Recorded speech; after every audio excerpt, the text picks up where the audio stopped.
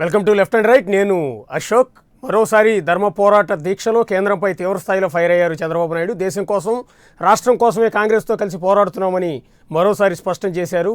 ఓవైపు జాతీయ ప్రయోజనాల కోసం, రాష్ట్ర ప్రయోజనాల కోసం మోదీతో తెలుగుదేశం పోరాడుతుంటే బీజేపీతో కలిసి వైసీపీ, జనసేన పార్టీలు రాష్ట్రానికి ద్రోహం చేస్తున్నాయని ఆరోపించారు చంద్రబాబు నాయుడు. వచ్చే పార్లమెంటు శీతాకాల సమావేశాల్లో విపక్షాల సత్తా ఏంటో చాటి చెప్తామంటున్న చంద్రబాబు మోదీని గద్దెదించే క్రమంలో ప్రజల సహకారం కావాలని పిలుపునిచ్చారు. ఎన్ని అడ్డంకులు ఎదురైనా సరే కేంద్రంపై తమ పోరాటం ఆగదన్నారు చంద్రబాబు నాయుడు. నేను మిమ్మల్ని అందరినీ ఒకటే కోరుతున్నా, ఈ నెల్లూరు మీటింగ్ లో మనం చెప్పాల్సింది, పొట్టి శ్రీరాములు లాంటి వ్యక్తి త్యాగం చేశారు, ప్రాణత్యాగం చేశారు. నేను ఇప్పుడు ప్రాణత్యాగం చేయమని అడగడం లేదు, పోరాటం చేయమంటున్నాను. ఎవరు అడ్డం వచ్చినా పోరాటంలో మాత్రం వెనకబడడానికి వీలు లేదు. న్యాయం జరిగే వరకు పోరాడతామని, అడ్డం వస్తే చిత్తుగా ఓడించి మన కోరికలు సాధించుకుంటామని చెప్పాల్సిన అవసరం ఉంది. అదే సమయంలో కుట్ర రాజకీయాలు మీరు ఆలోచించాలి.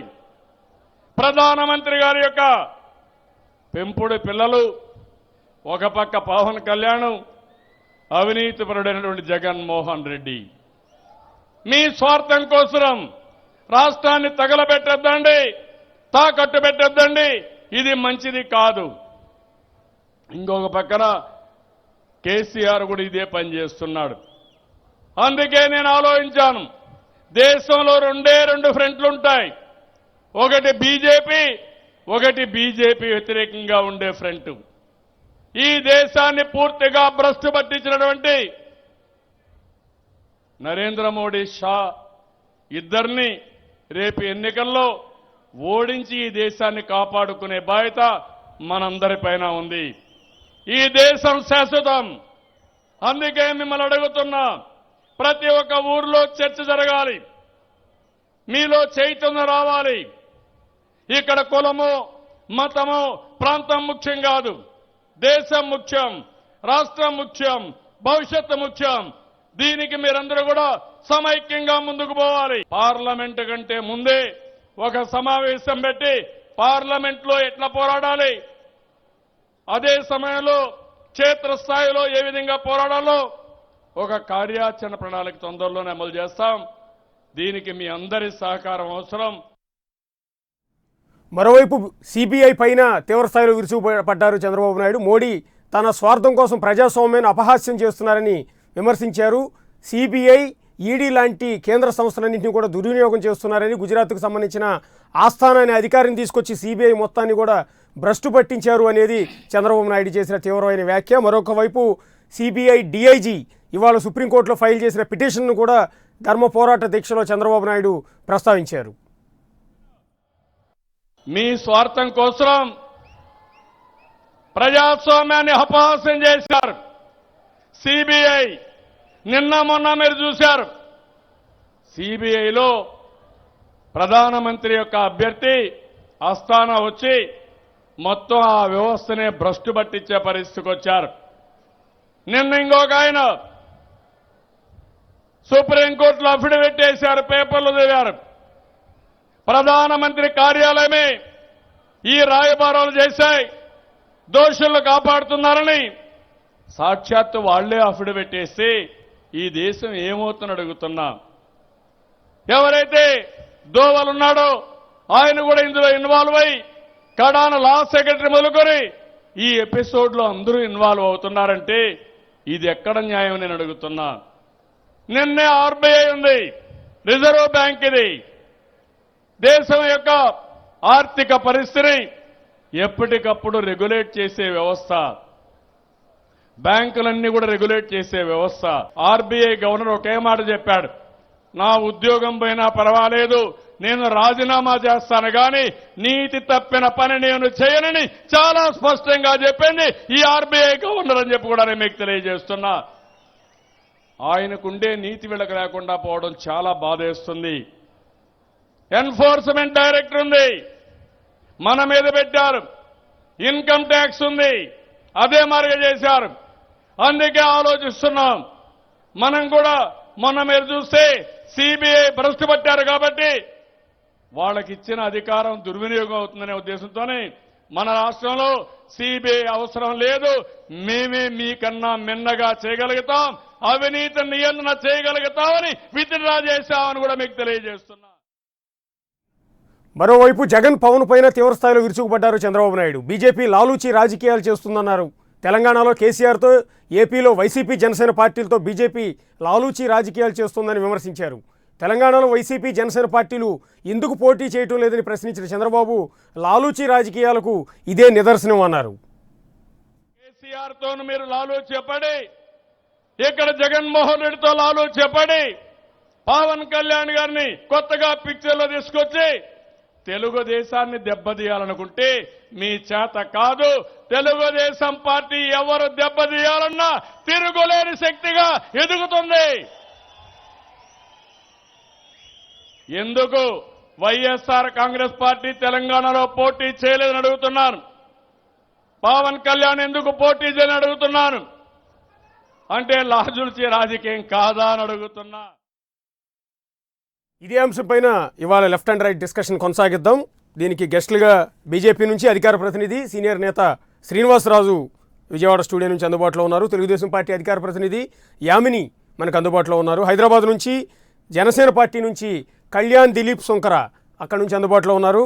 గోవిందరెడ్డి ఎమ్మెల్సీ వైఎస్ఆర్ కాంగ్రెస్ పార్టీ నుంచి ఆయన హైదరాబాద్ స్టూడియో నుంచి అందుబాటులో ఉన్నారు. ముందుగా బీజేపీ నుంచే స్టార్ట్ చేద్దాం. వాళ్ళ టార్గెట్ బీజేపీ కాబట్టి బీజేపీ పైనే చంద్రబాబు నాయుడు ప్రధానంగా అస్త్రాలు ఎక్కుపెట్టారు కాబట్టి శ్రీనివాసరాజు ఏం స్టార్ట్ చేస్తారో చూద్దాం. విన్నారు చంద్రబాబు నాయుడు కామెంట్స్. దేశంలో రెండే ఫ్రంట్లు ఉండాలి, ఒకటి బీజేపీ ఫ్రంట్, రెండు బీజేపీ వ్యతిరేక ఫ్రంట్. దానికి మేము కూడా స్వాగతిస్తున్నామండి. భారతీయ జనతా పార్టీ ఇదివరకు కాంగ్రెస్ పార్టీకి వ్యతిరేకంగా అన్ని పార్టీలు ప్రంతి కట్టినాయి. ఈ రోజున భారతీయ జనతా పార్టీ శక్తివంతమైన పార్టీకి ఎదిగింది. కాబట్టి బీజేపీ వ్యతిరేక పార్టీలన్నీ కూడా కూటమి కట్టు వస్తే మాకు అభ్యంతరం లేదు. ప్రజలు నిర్ణయిస్తారు 2019లో ఎవరి పరిపాలన బాగుందా అనేది. కాంగ్రెస్ పార్టీ 50 సంవత్సరాల పరిపాలన, యూపీఏ పరిపాలన, గత 10 సంవత్సరాల్లో యూపీఏ పరిపాలన ఎలా ఉంది, ఈ 5 సంవత్సరాల్లో ఎన్డీఏ కూటమి యొక్క నరేంద్ర మోడీ గారి పరిపాలన ఎలా ఉందో ప్రజలు నిర్ణయిస్తారు. మేము ఛాలెంజ్ తీసుకున్నాం. 2019 ఎవరి నిర్ణయం అనేది కనపడుతుంది.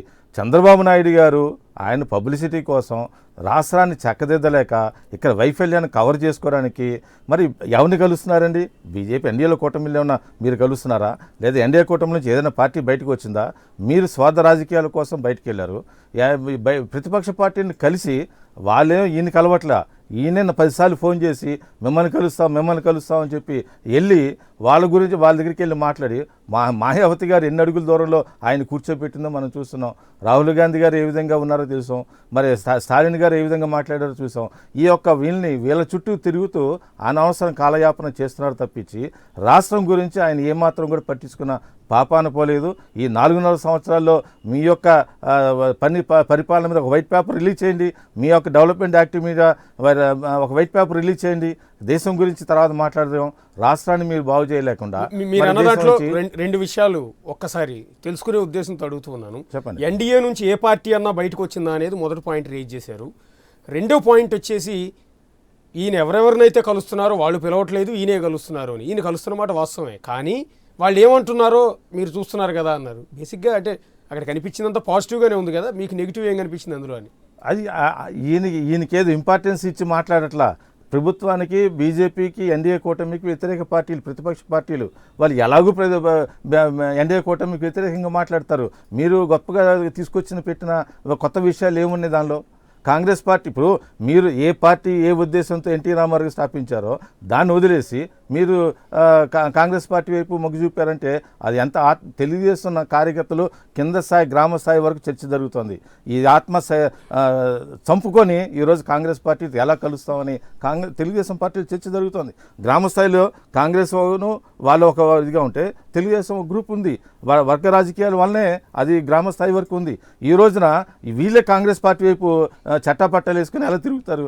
2019లో ఇవన్నీ బయటపడతాయి. తెలంగాణలో సగం బయటపడుతుంది. నెల్లూరులో జరిగింది ధర్మ పోరాట దీక్ష, అంతకుముందు వైజాగ్లో జరిగింది, అంతకుముందు వెస్ట్ గోదావరిలో జరిగింది, ఆ తర్వాత తూర్పు గోదావరిలో జరిగింది, రాష్ట్ర వ్యాప్తంగా అనంతపురంలో జరిగింది, కర్నూలులో జరిగింది. ఇట్లా అన్ని జిల్లాల్లో కూడా ధర్మ పోరాట దీక్షలు చేస్తూ వస్తున్నారు. ధర్మ పోరాటం ఎవరి మీద చేస్తున్నారు మీరు స్పష్టంగా చెప్పండి. ఆయన చెప్పాలా ధర్మ పోరాటం ఎవరి మీద అండి? అధర్మ పోరాటం అసలు ఈ డబ్బులు ప్రభుత్వానిగా ఆయన పార్టీయా? ముందు అది మీరు మీ ఛానల్ ద్వారా అడిగితే బాగుంటుంది. ఏంటంటే ధర్మ పోరాటం అనేది తెలుగుదేశం పార్టీ నిర్ణయం. తెలుగుదేశం ఖర్చుతో చేస్తున్నారా? ముఖ్యమంత్రిగా రాష్ట్ర ప్రభుత్వం పోరాట దీక్ష చేపట్టింది బీజేపీకి వ్యతిరేకంగా, బీజేపీ చేసిన అన్యాయాన్ని నిరసిస్తూ చేస్తున్నాం అనేది తెలుగుదేశం పార్టీ చెప్తున్నారు. ప్రభుత్వ సొమ్ముతో ఎలా చేస్తారు? మట్టి నీళ్లు తప్ప ఇంకేమీ లేదు. ప్రభుత్వ సొమ్ముతో ఎలా చేస్తారు? నోట్ చేసుకోండి యామిని గారు. ధర్మ పోరాటానికి ప్రజల సొమ్ముతో మీరు చేయడానికి రైట్ లేదు. మీ పార్టీ తరఫున పెట్టుకోండి, మాకు అభ్యంతరం లేదు. మీ పార్టీ ఖర్చుతో పెట్టుకోండి, మాకు అభ్యంతరం లేదు. ప్రభుత్వ ఎంప్లాయీస్ని పిలిపించి ఎదురు కూర్చోబెట్టుకొని వాళ్ళకి కేంద్ర ప్రభుత్వం మీద మోడీ గారి మీద నువ్వు మాట్లాడే హక్కు ఎలా ఉంటుంది? ఇది ప్రజాస్వామ్యాన్ని కూని చేయడం అని అవుతుంది. 2 మట్టి నీళ్ళు తీసుకొచ్చారు. ఇది సెంటిమెంట్తో కూడింది. మీరు తీసుకురాలేదా? మీ మంత్రులను పంపించి మట్టి నీరు తీసుకురాలేదా? అన్ని జిల్లా కేంద్రాల నుంచి కూడా మట్టి తెప్పించి చల్లించారే. గంగా జలాన్ని, కృష్ణా వాటర్ని హెలికాప్టర్లు చల్లారే. మీ సెంటిమెంట్ లేదా? మోడీ గారు పార్లమెంట్ నుంచి తీసుకొస్తే మీరు ఈరోజు విమర్శిస్తున్నారే. మీరు చేసిన పని ఏంటి? ఇది సెంటిమెంట్తో కూడింది. ఆ స్పిరిట్ రావడానికి మోడీ గారు తీసుకొచ్చారు. 4.5 సంవత్సరాల్లో ఏ రాష్ట్రానికి ఇవ్వని నిధులు ఆంధ్రప్రదేశ్ రాష్ట్రానికి. యామిని గారు రాజుగారు చెప్తున్నారు స్పష్టంగా, ఒకటి ధర్మ పోరాట దీక్షలు చేసుకోవాలి అనుకుంటే పార్టీ ఖర్చుతో పార్టీ చేసుకోవాలి, కానీ ప్రభుత్వ ఉద్యోగులు కూర్చోబెట్టి ధర్మ పోరాట దీక్షలు ఎట్లా చేస్తారు అనేది మెయిన్ పాయింట్. రెండో పాయింట్ ఆయన అన్నది ఏంటంటే ఎన్డీఏ నుంచి ఏ పార్టీ కూడా బయటికి రాలేదు. ఇక మూడో పాయింట్, ఈయన ఎవరెవరినైతే కలుస్తూ ఉన్నారో మాయావతి కావచ్చు, మమతా బెనర్జీ కావచ్చు, స్టాలిన్ కావచ్చు, వాళ్ళ దగ్గరికి ఈయనే వెళ్తున్నారు తప్ప వాళ్ళ నుంచి పెద్దగా అనుకూల స్పందన ఏమి కనిపించట్లేదు కదా అని. మూడింటికి మీరు ఆన్సర్ చెప్పాల్సి ఉంటుంది. మూడింటికి కాదు, వాళ్ళు బీజేపీ వాళ్ళు 30 అడిగినా కూడా మేము సమాధానం చెప్తాం, కానీ మేము అడిగే ఒక్కటి కూడా సమాధానం వాళ్ళ దగ్గర ఉండదు. దాని గురించి అదే వీళ్ళు చెప్తారు కానీ ఆన్ ద స్క్రీన్ ఏదో చెప్పుకుంటే. ఎందుకంటే నితిన్ గడ్కరీ లాంటి వారు కేంద్ర మంత్రి ఒకనొక సందర్భంలో మహారాష్ట్రలో ఒక ఇంటర్వ్యూ ఇచ్చినప్పుడు అందులోనే మా ప్రభుత్వం అధికారంలోకి రావడానికి ఎన్నైనా చెప్తాం, ఎన్నైనా హామీలు ఇస్తాము, అవన్నీ పట్టించుకోవాల్సిన అవసరం లేదుగా అన్న వ్యక్తి, కేంద్ర మంత్రి స్థాయి వ్యక్తి అంటే పాపం ఇలాంటి అంటే అధికార ప్రతినిధి కానివ్వండి, స్టేట్ లీడర్స్ కానివ్వండి అంటారు. సరే ఒక్క నిమిషం. సో అది ఖండించడం అన్నా ఎయిర్ వెళ్ళిపోయింది కాబట్టి దాన్ని మనం ఎంత సమర్థించుకున్నా అది ఉపయోగపడదు. ఇకపోతే ఎవరు పార్టీలో ఉంటున్నారు, ఎవరు ఎన్డీఏతో ఉంటున్నారు, ఎవరు బయటకు వస్తున్నారని అంటే అందులో ఉండే శత్రుఘ్న సిన్హా అంటే ఎంపీ లాగా మినిస్టర్ లాగా చేసిన వాళ్ళు ఈ రోజున కోర్టులకు ఎక్కి లేదంటే కనుక అవినీతి చేస్తున్నారని చెప్పిన సందర్భంలో దానికి కరెక్ట్ ఆన్సర్ పార్టీలో అవసరం లేదు. మీ ప్రభుత్వంలోనే ఎంపీలు ప్రజాప్రతినిధులాగా ఉన్న వాళ్ళు, అత్యధిక పదవులు పోషించిన వాళ్ళు ఈ రోజున అగెన్స్ట్గా కంప్లైంట్స్ ఇస్తున్నారు. ఇక ఏమంటారు, మన ధర్మ పోరాట దీక్షల గురించి మాట్లాడుతున్నారు, బీజేపీ వాళ్ళు మాట్లాడుతున్నారు. రాష్ట్రం చంద్రబాబు నాయుడు గారికి రాష్ట్రం పట్ల ఏమాత్రము ఆయనకి చిత్తశుద్ధి లేదని చెప్పని కూడా అన్నారు. ఇది ఎలా అంటే ఒక సామెత చెప్పాలని ఉంది, గురిగింజ అని చెప్పని ఒక సామెత ఉంటుంది కదా, సో అట్లా ఉందన్నమాట బీజేపీ వాళ్ళకి అనేది. ఎందుకు సరిపోతుంది, అందరికీ చాలా మంచి సామెతనే కాబట్టి. సో అట్లా ఎలా ఉందని అంటే ఈ రోజున ఏదైతే కేంద్ర ప్రభుత్వం విభజించిన తర్వాత సరే 5 ఏళ్ళు కాదు 10 ఏళ్ళు అని చెప్పి మీకు అంత చేస్తాం ఇంత చేస్తామని చెప్పిన తర్వాత ఇందాక ఏదైతే సెంటిమెంట్ తోటి మట్టి నీళ్ళు తీసుకొచ్చారు, మీ నాయకుడు అన్ని చల్లారు కదా హెలికాప్టర్ల నుంచి అని అంటే నిజంగానే అదే మట్టి నీళ్ళకి ఈ తెలుగు గడ్డ అంటే ఆంధ్రప్రదేశ్లో ఉన్న ప్రతి ఒక్కరు రెస్పెక్ట్ ఇస్తారు కాబట్టి, వ్యవసాయదారిత అంటే రైతు పంట పండించే రాష్ట్రాల్లో ఆంధ్రప్రదేశ్ ఒకటి కాబట్టి నిజంగానే మీరు చెప్పిన మాటని నమ్మాము. కానీ ఆ మట్టి ఆ నీళ్ళే మా మొహాన 5 కోట్ల మందికి ఈ రోజున మొహాన కొడతారని అదే మీరు సింబాలిక్గా ఆ రోజు ప్రధానమంత్రి గారు చెప్పారని మటుకు నిజంగా అర్థం చేసుకోలేకపోయాము ఈ రాష్ట్ర ప్రజలు. ఇక ధర్మ పోరాట దీక్షలు చేస్తున్నారు, లేదంటే ఏమంటారు చంద్రబాబు నాయుడు గారే అందరి దగ్గరికి వెళ్తున్నారు, వాళ్ళ రెస్పాన్స్ ఎలా ఉందని అంటే ప్రాబ్లీ మరి ఈయన మీడియాకి దూరంగా ఉంటున్నారు, లేకపోతే ఈ మధ్య న్యూస్ని ఫాలో అవుతున్నట్టుగా లేరేమో మరి. ఎందుకనంటే మైకుల ముందుకు నడుచుకుంటూ వచ్చి రాహుల్ గాంధీ గారు ఆయన మొత్తం పరివారం అంతా ఎవరైతే ఉన్నారో ఆయన, చంద్రబాబు గారు, ఇతరత్ర లీడర్స్ అందరూ వచ్చి మైకుల ముందు చక్కగా ఒక నవ్వుతోటి అంటే ఒక రకమైన పాజిటివ్ దీంతో మేమంతా ఇలా భాజపాయేతర కూటమిలాగా ఏర్పడుతున్నామని చెప్పడము. స్టాలిన్ గారు కానివ్వండి, మమతా బెనర్జీ కానివ్వండి, లేదంటే మాయావతి గారు కానివ్వండి, వాళ్ళంతా మేము చంద్రబాబు నాయుడు గారు మీరు లీడ్ తీసుకొని మీ వెంట మేము ఉన్నాము అని చెప్పని ఈ రోజున దేశంలో ఉన్న ప్రాంతీయ పార్టీలు అన్నీ కూడా భాజపాకి వ్యతిరేకంగా వాళ్ళ నిరంకుశ నిరంకుశ పరిపాలనకి వ్యతిరేకంగా ఈ రోజున వీళ్ళు కనుక ఆయన ఇందాక 4.5 సంవత్సరాల్లో మేము చాలా చేశాము మోడీ గారు అని చెప్పని అనుకుంటే ఈ రోజున ప్రతి ప్రాంతీయ పార్టీ బయటకు ఎందుకు వస్తుందండి? ఇన్ని రాష్ట్రాల్లో ఏదో కేవలం ఆంధ్రప్రదేశ్లో రాష్ట్రం రావట్లేదు కదా, ఈ ఒక్క రాష్ట్రమే కాదు కదా. సో దేశంలో ఈ రోజున నిరంకుశ పరిపాలన వ్యవస్థలన్నింటినీ భ్రష్టు పట్టించడం వల్ల, అలాగే జిఎస్టీ డిమానిటైజేషన్ వీటిల వల్ల, పెట్రోల్ ధరల వల్ల, వీటన్నిటి వల్ల దేశ ప్రజలు ఇబ్బందుల్లో ఉన్నారని ధర్మ పోరాట దీక్ష ఇక్కడ దేశ ప్రయోజనాలతో పాటు దానికంటే ముందు ఆంధ్ర రాష్ట్రానికి రావాల్సిన హక్కుల గురించి అని ప్రతి చోట మీరు వెళ్ళినప్పుడల్లా ముఖ్యమంత్రి గారు ఇప్పుడు ఏ ధర్మ పోరాట దీక్ష అయినా సరే బయట అయినా సరే ఆయన ఫస్ట్ ఎజెండా ఉండేది ఈ రాష్ట్ర హామీల గురించి అడుగుతారు. సో రాష్ట్ర ప్రభుత్వము రాష్ట్ర హామీల గురించి రాష్ట్రానికి రావాల్సిన హక్కుల గురించి మాట్లాడుతున్నప్పుడు వీళ్ళు కేవలం అది తెలుగుదేశం పార్టీ వ్యక్తిగతంగా అంటే పార్టీకి సంబంధించిన మీటింగ్ దానికి సంబంధించిన బడ్జెట్ ఖర్చు చేస్తున్నారు అనుకోవడం తప్పు. రెండోది ఇదే ప్రధానమంత్రి గారు భారతీయ జనతా పార్టీ యొక్క పర్సనల్ అంటే పార్టీ రిలేటెడ్ మీటింగ్లు వేరే విదేశాల్లో ఆయన ఎన్ని మీటింగ్లకి అటెండ్ అయ్యారు మీకు తెలుసో లేదో నేను చెప్తాను, వేరే డిబేట్ సపరేట్ చెప్తే బీజేపీ ప్రధానమంత్రి గారి గురించి అని అంటే ఆయన తిరిగిన దానికి 84 దేశాలు అంటే లెక్క కూడా సరిగ్గా రావట్లేదు ఈ మధ్య, అన్ని దేశాల్లో 1600 కోట్లు ఖర్చు పెట్టారు. దానిలో చాలా అటెండ్ అయినవి భారతీయ జనతా పార్టీలో కూడా ఉన్నాయి. మొన్నటికి మొన్న రాజ్నాథ్ సింగ్ గారు హోంమంత్రి ఆయన ఆ పదవిలో వచ్చి ఇక్కడ Bharatiya Janata party office open చేసి వెళ్ళారు. తిత్లీ అక్కడ బాధపడుతూ ఉంటే అన్ని లక్షల మంది వేల మంది బాధపడుతూ ఉంటే రాలేదు. మరి రాజ్నాథ్ సింగ్ గారు వచ్చింది పార్టీ రిలేటెడ్ దానికిగా, మరి అదేమైనా గవర్నమెంట్ ఫండా లేదంటే మీ పార్టీ ఫండ్ ఇచ్చారా? ప్రధానమంత్రి గారు ఇప్పుడు తిరుగుతూ బీజేపీ దానికి సంబంధించిన ఇన్ని రాష్ట్రాలు తిరుగుతున్నారు కదా, ప్రచారం దాంట్లో పాల్గొంటున్నారు కదా కేవలం బీజేపీ పార్టీ గురించి మాట్లాడడానికి. మరి దానికి లెక్కలు నిజంగా బీజేపీ వాళ్ళు ఇస్తారా? ఈ రోజున బీజేపీ కేవలం ప్రచారానికి దగ్గర 4,600 కోట్ల పైచిలుకు అనేది ఆర్టీఐలో వేసినప్పుడు గవర్నమెంట్ చెప్పింది. సో ఈ ప్రచారం నిజంగా కేంద్ర ప్రభుత్వానికి సంబంధించిందా లేదంటే బీజేపీకి సంబంధించిందా? ఇకపోతే ఈయన లాస్ట్ మీరేమంటే ఆత్మ గురించి అని మాట్లాడారు, కాంగ్రెస్తో ఎలా కలుస్తున్నాం అనేసి. ఇది చిన్నపిల్లల్ని అడిగిన ఈరోజు పెద్ద టాపిక్ అయిపోయింది అండి. ఎందుకంటే వేర్పాటువాద సంస్థ అయిన పీడీపీ ఏదైతే ఉందో జమ్మూ కాశ్మీర్లో ఇప్పటికీ కూడా కొన్ని లక్షల మంది వేల మంది జవాన్లు కూడా చనిపోతుంటే ఈ 130 కోట్ల మందిని కాపాడడం కోసం అని చెప్పాను అక్కడ సైనికులు ప్రతినిత్యము చనిపోతున్న పరిస్థితులు. అంటే అలాంటి సెన్సిటివ్ ఏరియా అయిన జమ్మూ కాశ్మీర్లో పీడీపీతో వీళ్ళు ఎప్పుడైతే పొత్తు పెట్టుకొని కేవలం అధికార కాంక్షతో అక్కడేంటి ఇక్కడ కర్ణాటకలో అధికారం కోసం గాలి జనార్దన్ అంటే అవినీతిని రహిత చేస్తామని అనుకుని ఏదైతే 2014లో వచ్చారో అలాంటి వాళ్ళందరికీ ఇలాంటి పార్టీలు కొమ్ము కాస్తున్న భారతీయ జనతా పార్టీకి ఈ రోజున టీడీపీ కాంగ్రెస్ లేకపోతే ఇతర మహాకూటమి గురించి మాట్లాడే నైతిక హక్కు వాళ్ళకు ఉందా? ఇక్కడ కాంగ్రెస్తో మాత్రమే కాదు, మేము చాలా సందర్భాల్లో చెప్పాము, వీళ్ళకి తెలిసినా కూడా మళ్ళీ ప్రజలకి ప్రధానమంత్రి స్థాయి అబద్ధాలు చెప్పి అలవాటు అయిపోయినప్పుడు వీళ్ళు కూడా అంతే. ఎందుకనంటే భాజపాయేతర పార్టీలన్నింటిలో 15-16 పార్టీలు ఉంటే కాంగ్రెస్ కూడా ఒకటి. మేము తెలుగుదేశం పార్టీ ఏదైతే సిద్ధాంతం ప్రకారము తెలుగువారి ఆత్మగౌరవంతో పాటు ఆత్మవిశ్వాసము, తెలుగు రాష్ట్ర యొక్క ప్రయోజనము, అలాగే దేశ ప్రయోజనాల కోసం ఇంతకు ముందు అన్న ఎన్టీఆర్ గారు ఉన్నప్పుడు, పివి నరసింహ గారు ఏమైనప్పుడు కాంగ్రెస్ ఉన్నప్పుడు, తర్వాత వికే సింగ్ గారి విషయంలో ఏమైంది, ఆ తర్వాత గుజరాల్ గారి విషయంలో ఏమైంది, ఇలా అంటే రాజకీయాలకు అతీతంగా దేశ రాష్ట్ర ప్రయోజనాలు ముఖ్యం అనుకున్నప్పుడు మా నాయకుడు గారు స్పష్టంగా చెప్పారు, నాకు రాజకీయాలు అవసరం లేదు. దిలీప్ శంకర్ గారు గోవింద్ రెడ్డి గారు ఒక్క నిమిషం లైన్లో ఉండండి. ఇక్కడ టీడీపీ బీజేపీ బ్యాలెన్స్ చేసిన తర్వాత మీ రెండు పార్టీల దగ్గరికి వస్తాను, అప్పటిదాకా కొద్దిసేపు ఓర్పు పట్టండి. కాదు కానీ ఇప్పుడు యామిని గారు చెప్పింది మీకు టాలీ అయిందా? అందరికి కూడా ఈక్వల్ ఆపర్చునిటీ ఇవ్వండి, టైం ఇవ్వండి.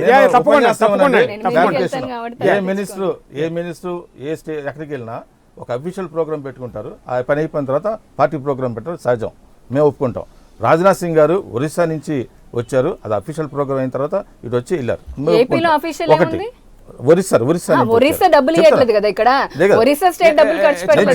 నన్ను చెప్పనే ఉన్నామ్మా, మీ ముఖ్యమంత్రి గారు మన ముఖ్యమంత్రి గారు కూడా బెంగళూరు వెళ్ళారు, కలకత్తా వెళ్ళారు, ఢిల్లీ వెళ్ళారు, రాజకీయ మాకు వ్యతిరేకంగా మాట్లాడుతున్నారు, ముఖ్యమంత్రిని కలుస్తున్నారు.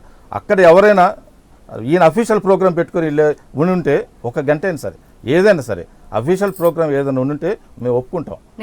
అఫీషియల్ ప్రోగ్రామ్ చెప్పానండి, అఫీషియల్ ప్రోగ్రామ్ ఉంది, నేను వెళ్ళాను, దాంతోపాటు ఇది కూడా మాట్లాడి వచ్చాను. ఇన్ని రాష్ట్రాలకు వెళ్ళినా నేను డైరెక్ట్గా తెలుగుదేశం నాయకులను అడుగుతున్నా, మీరు అఫీషియల్ ప్రోగ్రామ్ చెప్పండి. నేను దీని మీద మేము కూడా లీగల్ యాక్షన్ కూడా తీసుకోవడానికి పార్టీ వైపు నుంచి అశోక్ మేము గారు తీసుకున్నాం. ఈ రాష్ట్ర యొక్క ఫండ్స్ ప్రయోజనాలు 5 రాష్ట్ర కోట్ల ప్రయోజనాలు. మందికి సంబంధించిన No, రాష్ట్ర ఆత్మగౌరవం. ప్రయోజనాల రెండోది, గురించి అడిగేటప్పుడు ఆత్మగౌరవం. అంతకంటే పెద్ద అఫీషియల్ మీరు ప్రోగ్రామ్ మాట్లాడిన ఏముంటుందండి? రాలేదమ్మా. నేను డైరెక్ట్ అంతకంటే సమాధానం పెద్ద చెప్తున్నా. ప్రోగ్రామ్ PM ఏముంటుంది? విదేశీ పర్యటనలో PM కూడా 100 కోట్ల విషయంలో- జనాభాకి ప్రయోజనాల PM కోసం అని విషయంలో చెప్తారు కదా PM వాళ్ళు. విషయంలో కూడా నేను చెప్తున్నాను వీడియో ప్లే ఈ చేయండి. 4.5 సంవత్సరాల కాలంలో PM గారికి ఎన్ని అఫీషియల్ ప్రోగ్రాము వెళ్ళినప్పుడు ఎలా ఉంది, ఎంత ఖర్చు అయింది, మన ముఖ్యమంత్రి గారికి ఎంత ఖర్చు అయింది తీమనండి. నేను చెప్పొచ్చా? రెండు, ఆత్మగౌరవం విషయంలో మీకు నిజంగా ఆత్మగౌరవం ఉంటే, తెలుగు ప్రజల నిజం మీద ఉంటే మీరు సింగిల్ గా పోటీ చేయండి. నా ఆత్మగౌరవాన్ని నేను సింగిల్ గా పోటీ చేస్తాను, నన్ను గెలిపించని ప్రజలను అడగండి. కాంగ్రెస్ పార్టీతో ఆ పార్టీతో కాదండి. ఈ పార్టీతో ఈ ఎందుకంటే- ధర్మ పోరాట దీక్ష తెలుగుదేశం పార్టీ సొంత డబ్బుతో పెట్టి మిమ్మల్ని ప్రశ్నిస్తే, కేంద్రాన్ని ప్రశ్నిస్తే అప్పుడు డబ్బులు ఇస్తారా? డబ్బులు ఇవ్వటానికి తెలుగుదేశం పార్టీకి ఇవ్వమంటారా? ఇప్పుడు పెట్టింది చంద్రబాబు నాయుడు కాదు గారికి కాదు. ఇవ్వమంటారా? ఇప్పుడు ధర్మ చంద్రబాబు పోరాట నాయుడు గారి దీక్ష అకౌంట్లో చేస్తున్నది ఇవ్వమంటారా? ఆంధ్రప్రదేశ్ కు డబ్బులు నిధులు ఇవ్వటం లేదు, ఆంధ్రప్రదేశ్ ను పట్టించుకోవటం లేదు, దానికోసం మేము చేస్తున్నామని వాళ్ళు అంటున్నారు. మేము ఇచ్చిన మీరు 3 ప్రభుత్వ లక్షల ఖర్చుతో 40,000 చేయకుండా కోట్ల సొంత రూపాయల ఖర్చుతో లెక్కలు చేయండి అని చెప్పండి కదా. సార్. నేను చెప్తాను. 3,40,000 కోట్ల రూపాయల లెక్కలు మేము శ్రీనివాసరావు చెబుతాం. గారు ఏ మంచి ప్రాజెక్ట్ point ఎంత ఇచ్చారు. ఇచ్చారనేది ఇది మళ్ళీ మేము ఒక 100 పార్టీ కాదు, తీసుకెళ్ళిపోద్ది. ఒక నిమిషం, దిలీప్ శంకర్ గారు, ఒక నిమిషం. మీరు లెక్కలు మళ్ళీ ఒకసారి చెప్తారు కదా. దిలీప్ లేదు, శంకర్ గారు, ఒక దిలీప్ నిమిషం, శంకర్ గారు, అశోక్ గారు, గోవింద్ రెడ్డి before I గారు, forget. అది కాదండి, ధర్మ పోరాట దీక్షలు ఈ రోజున చంద్రబాబు నాయుడు గారు ఏమంటారు, నాకు, నా కొడుకు, లేకపోతే మా కుటుంబానికి, లేదంటే మా పార్టీకి ఏమైనా చేయమని అడుగుతున్నారా? ఎక్కడ ఎన్ని ధర్మ పోరాట దీక్షలు ఇందాకనే ప్లే చేశారు మీరు. ఏమని అడుగుతున్నారు? ఈ రాష్ట్రానికి కేంద్ర ప్రభుత్వము భారతీయ జనతా పార్టీ కంటే కూడా, సార్ ఒక నిమిషం, భారతీయ జనతా పార్టీ కంటే కూడా ఆయన ఇప్పుడు కేంద్ర ప్రభుత్వము ఇవ్వాల్సిన హామీలు ఇవ్వలేదని చెప్పని అంటూ ఉన్నారు ఆయన. రాష్ట్రానికి రావాల్సిన హామీల గురించి మాట్లాడుతున్నప్పుడు ఆ ధర్మ పోరాట దీక్షలు ఆయన మాట్లాడేది ఏమిటి? దేని గురించి ప్రశ్నిస్తున్నారు? మీరు పెట్టిన మీటింగ్లో నా డబ్బులు కూడా ఉన్నాయమ్మా, నాది ఒక పైసా ఉండొచ్చు. ఇందాకన్నారు వైట్ పేపర్ అని 3,40,000. This is a valid point. 3,40,000 పార్టీలు ఉన్నాయి అక్కడ. రాష్ట్రంలో 2 ప్రతిపక్ష పార్టీలు 2 ఉన్నాయి. ఆ 2 పార్టీలు కూడా వాయిస్ వినిపించాలి. దిలీప్ గారు, దిలీప్ గారు, ప్రజలంతా ఈ టీవీ దాంట్లో మీరు రాసి పెట్టుకోండి. ప్రజలారా, 5 కోట్ల ఆంధ్ర రాష్ట్ర ప్రజలారా, ఈ పాయింట్ నోట్ చేసుకోండి మీరు. నేను ప్రూఫ్ తో సహా. దిలీప్ గారు, గోవింద్ రెడ్డి గారు ఇద్దరు వినాల్సిన పాయింట్ ఏంటంటే, ఇప్పుడు టీడీపీ వాదన విన్నారు, బీజేపీ వాదన విన్నారు. ఈ 2 పక్కన పెడదాం కాసేపు. మీ గురించి చంద్రబాబు నాయుడు చేసిన కామెంట్ ఏంటంటే, ప్రధాని పెంపుడు పిల్లలు జగన్, పవన్, మళ్ళీ చెప్తున్నాను, ప్రధానికి పెంపుడు పిల్లలైన జగన్, పవన్ వీళ్ళిద్దరితో కలిసి నరేంద్ర మోడీ కుట్రలు చేస్తూ ఉన్నారు. ఎందుకు తెలంగాణలో పవన్, జగన్ ఇద్దరు కూడా పోటీ చేయటం లేదు, ఇది కుట్రలో భాగం కాదా అని ఇవాళ చంద్రబాబు నాయుడు నోటి వెంట వచ్చిన ప్రశ్న. ఏం చెప్తారు? అంటే ఇప్పుడు ఇందులో మనం అర్థం చేసుకోవాల్సిన విషయం ఏంటంటే ప్రజలన్నీ గమనిస్తూ ఉంటారు. ఇక్కడ కాంగ్రెస్తో పొత్తులు వెళ్తాం అనేటువంటిది టీడీపీకి సంబంధించినటువంటి స్ట్రాటజీ అయితే, అలాగే ఆంధ్రప్రదేశ్లో కానీ లేకపోతే ఆంధ్రప్రదేశ్కి సంబంధించినటువంటి సమస్యలు నేను నెరవేర్చడం కోసం, వాటిని తీర్చడం కోసం దేశంలో ఉన్నటువంటి బీజేపీ వ్యతిరేక శక్తులన్నింటినీ కలుపుకుంటానికి వెళ్తున్నాను అని చెప్పి చంద్రబాబు నాయుడు గారు చెప్పడం వాళ్ళ స్ట్రాటజీ అయితే, ప్రతి పార్టీకి కూడా ఎలక్షన్స్లో కంటెస్ట్ అనేటువంటిది కూటమి ద్వారా చేయడమా, చెయ్యకపోవడమా, లేదా అక్కడ ఉన్నటువంటి పార్లమెంట్ ఎన్నికలకు వెళ్తానని చెప్పడమా, ఇవన్నీ కూడా ఆయా పార్టీలకు సంబంధించినటువంటి అంతర్గత స్ట్రాటజీకి సంబంధించినటువంటి విషయాల కిందే పరిగణలో తీసుకోవాల్సి వస్తుందండి. టీడీపీ ముందరికి వెళ్ళడం అనేటువంటిది వాళ్ళ వ్యక్తిగతమైనప్పుడు, వాళ్ళ పార్టీ ఆలోచన అయినప్పుడు, అలాగే ఎలక్షన్లో కంటెస్ట్ చేయడం చేయకపోవడం అనేటువంటిది కుట్రలో భాగవదండి. వాళ్ళు చాలా స్పష్టంగా, మా అధ్యక్షుడు కూడా నిన్న ప్రెస్ నోట్ రిలీజ్ చేయడం జరిగింది. మేము అనుకున్నటువంటి టైం స్పాన్లో గనక టీఆర్ఎస్ గవర్నమెంటో లేకపోతే తెలంగాణలో ఎన్నికలు వచ్చి ఉంటే 100% ఏ స్థానాల్లో మేము కంటెస్ట్ చేయాలని క్యాండిడేట్లను మేము ఎంచుకోవడం, మా ప్రణాళికను కూడా తయారు చేసుకోవడం జరిగింది. అనుకోని విధంగా 6 నెలల ముందుగానే ఎలక్షన్లు రావడంతో మేము సరైన సంసిద్ధత లేకుండా ప్రజాధనాన్ని దుర్వినియోగం చేయడమో, లేకపోతే ఉన్నటువంటి ఎలక్షన్ అనేటువంటి ఒక పవిత్రమైనటువంటి కార్యంలో, ఘట్టంలో మేము వెళ్ళడం అనేటువంటిది సరైనటువంటి విషయం కాదని మేము నమ్ముతూ మా నాయకులతో, మా కార్యకర్తలతో చర్చించుకున్న పిమ్మట మేము పార్లమెంట్ ఎలక్షన్లకి పోతాం అనేటువంటి సంగతి ప్రెస్ నోట్ ద్వారా చెప్పడం జరిగింది.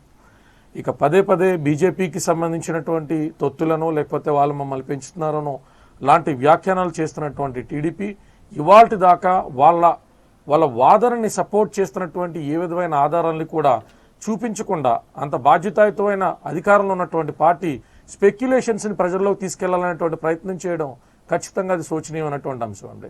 3 సార్లు సుదీర్ఘమైనటువంటి రాజకీయ అనుభవం సీఎం చేసినటువంటి వ్యక్తి ఏదో కలయికలు జరగబోతున్నాయి, అదేదో మనకి మైనస్ అవుతుంది అనేటువంటి ఉద్దేశంలో వాళ్ళ స్పెక్యులేషన్స్కి పదును పెడతా సీఎం గారు గ్రాఫ్ ఎట్లా పడుతున్నది అంటే ఎవరో ఒక సినిమా యాక్టర్ చెప్పినటువంటి ఉదంతాన్ని, బేస్లెస్ ఎలిగేషన్ని ఆయన ఉదహరించడం, ఆయన పేరు తీసుకురావడం, ఆపరేషన్ గరడ గురించి చెప్పడం కూడా నిజంగా ఆయన పరిపాలిస్తున్న రాష్ట్రాలు అందరూ ఉన్నాం. We always might have felt ఎవరో ఒకళ్ళు ఎక్కడో చోట అరే అనుభవజ్ఞ నాయకుడు అడ్మినిస్ట్రేటర్ కింద ఉన్నాడని ప్రతిసారి ఎప్పుడొకప్పుడు ప్రతి ఒక్కళ్ళు ఫీల్ అయిన వాళ్ళం.